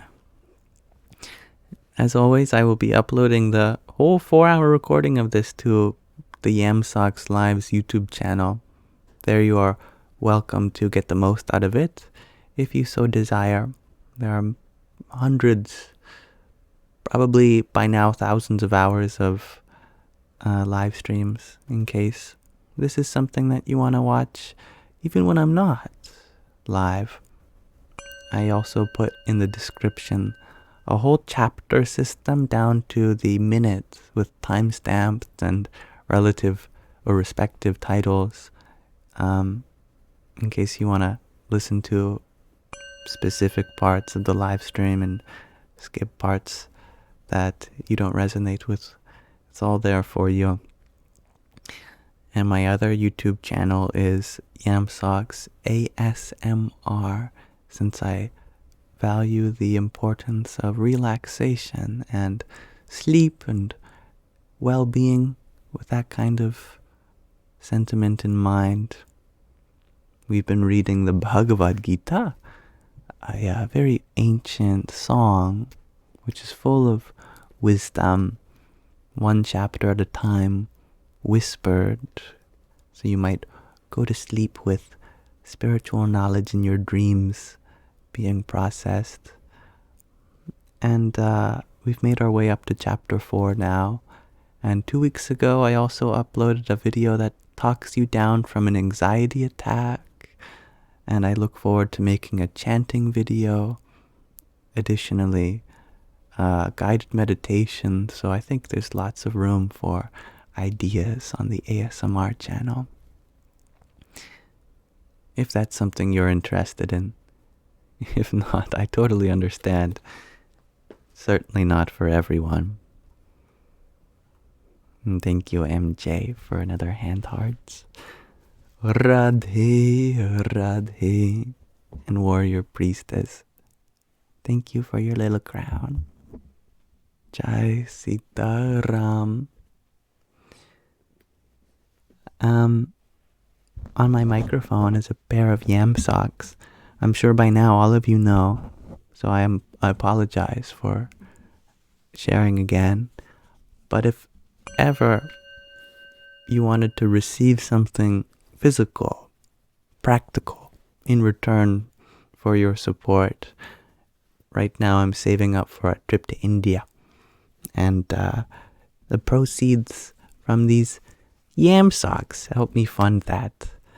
And of course, there is no pressure whatsoever. They come in both black or white. And there's also a tiny, tiny beanie. Since you know I love the tiny, tiny. And he's always saying, yippee! Thank you, Shakira, for your rose. Radhe, Radhe. Now, we shall be going tonight, but not before I offer this live stream like a lotus petal at the feet of the divine feminine and masculine. Shri Radha Krishna. Radhe Krishna. Radhe Krishna. Krishna Krishna. Radhe Radhe. Radhe Shyama. Radhe Shyama. Shyama Shyama. Radhe Radhe.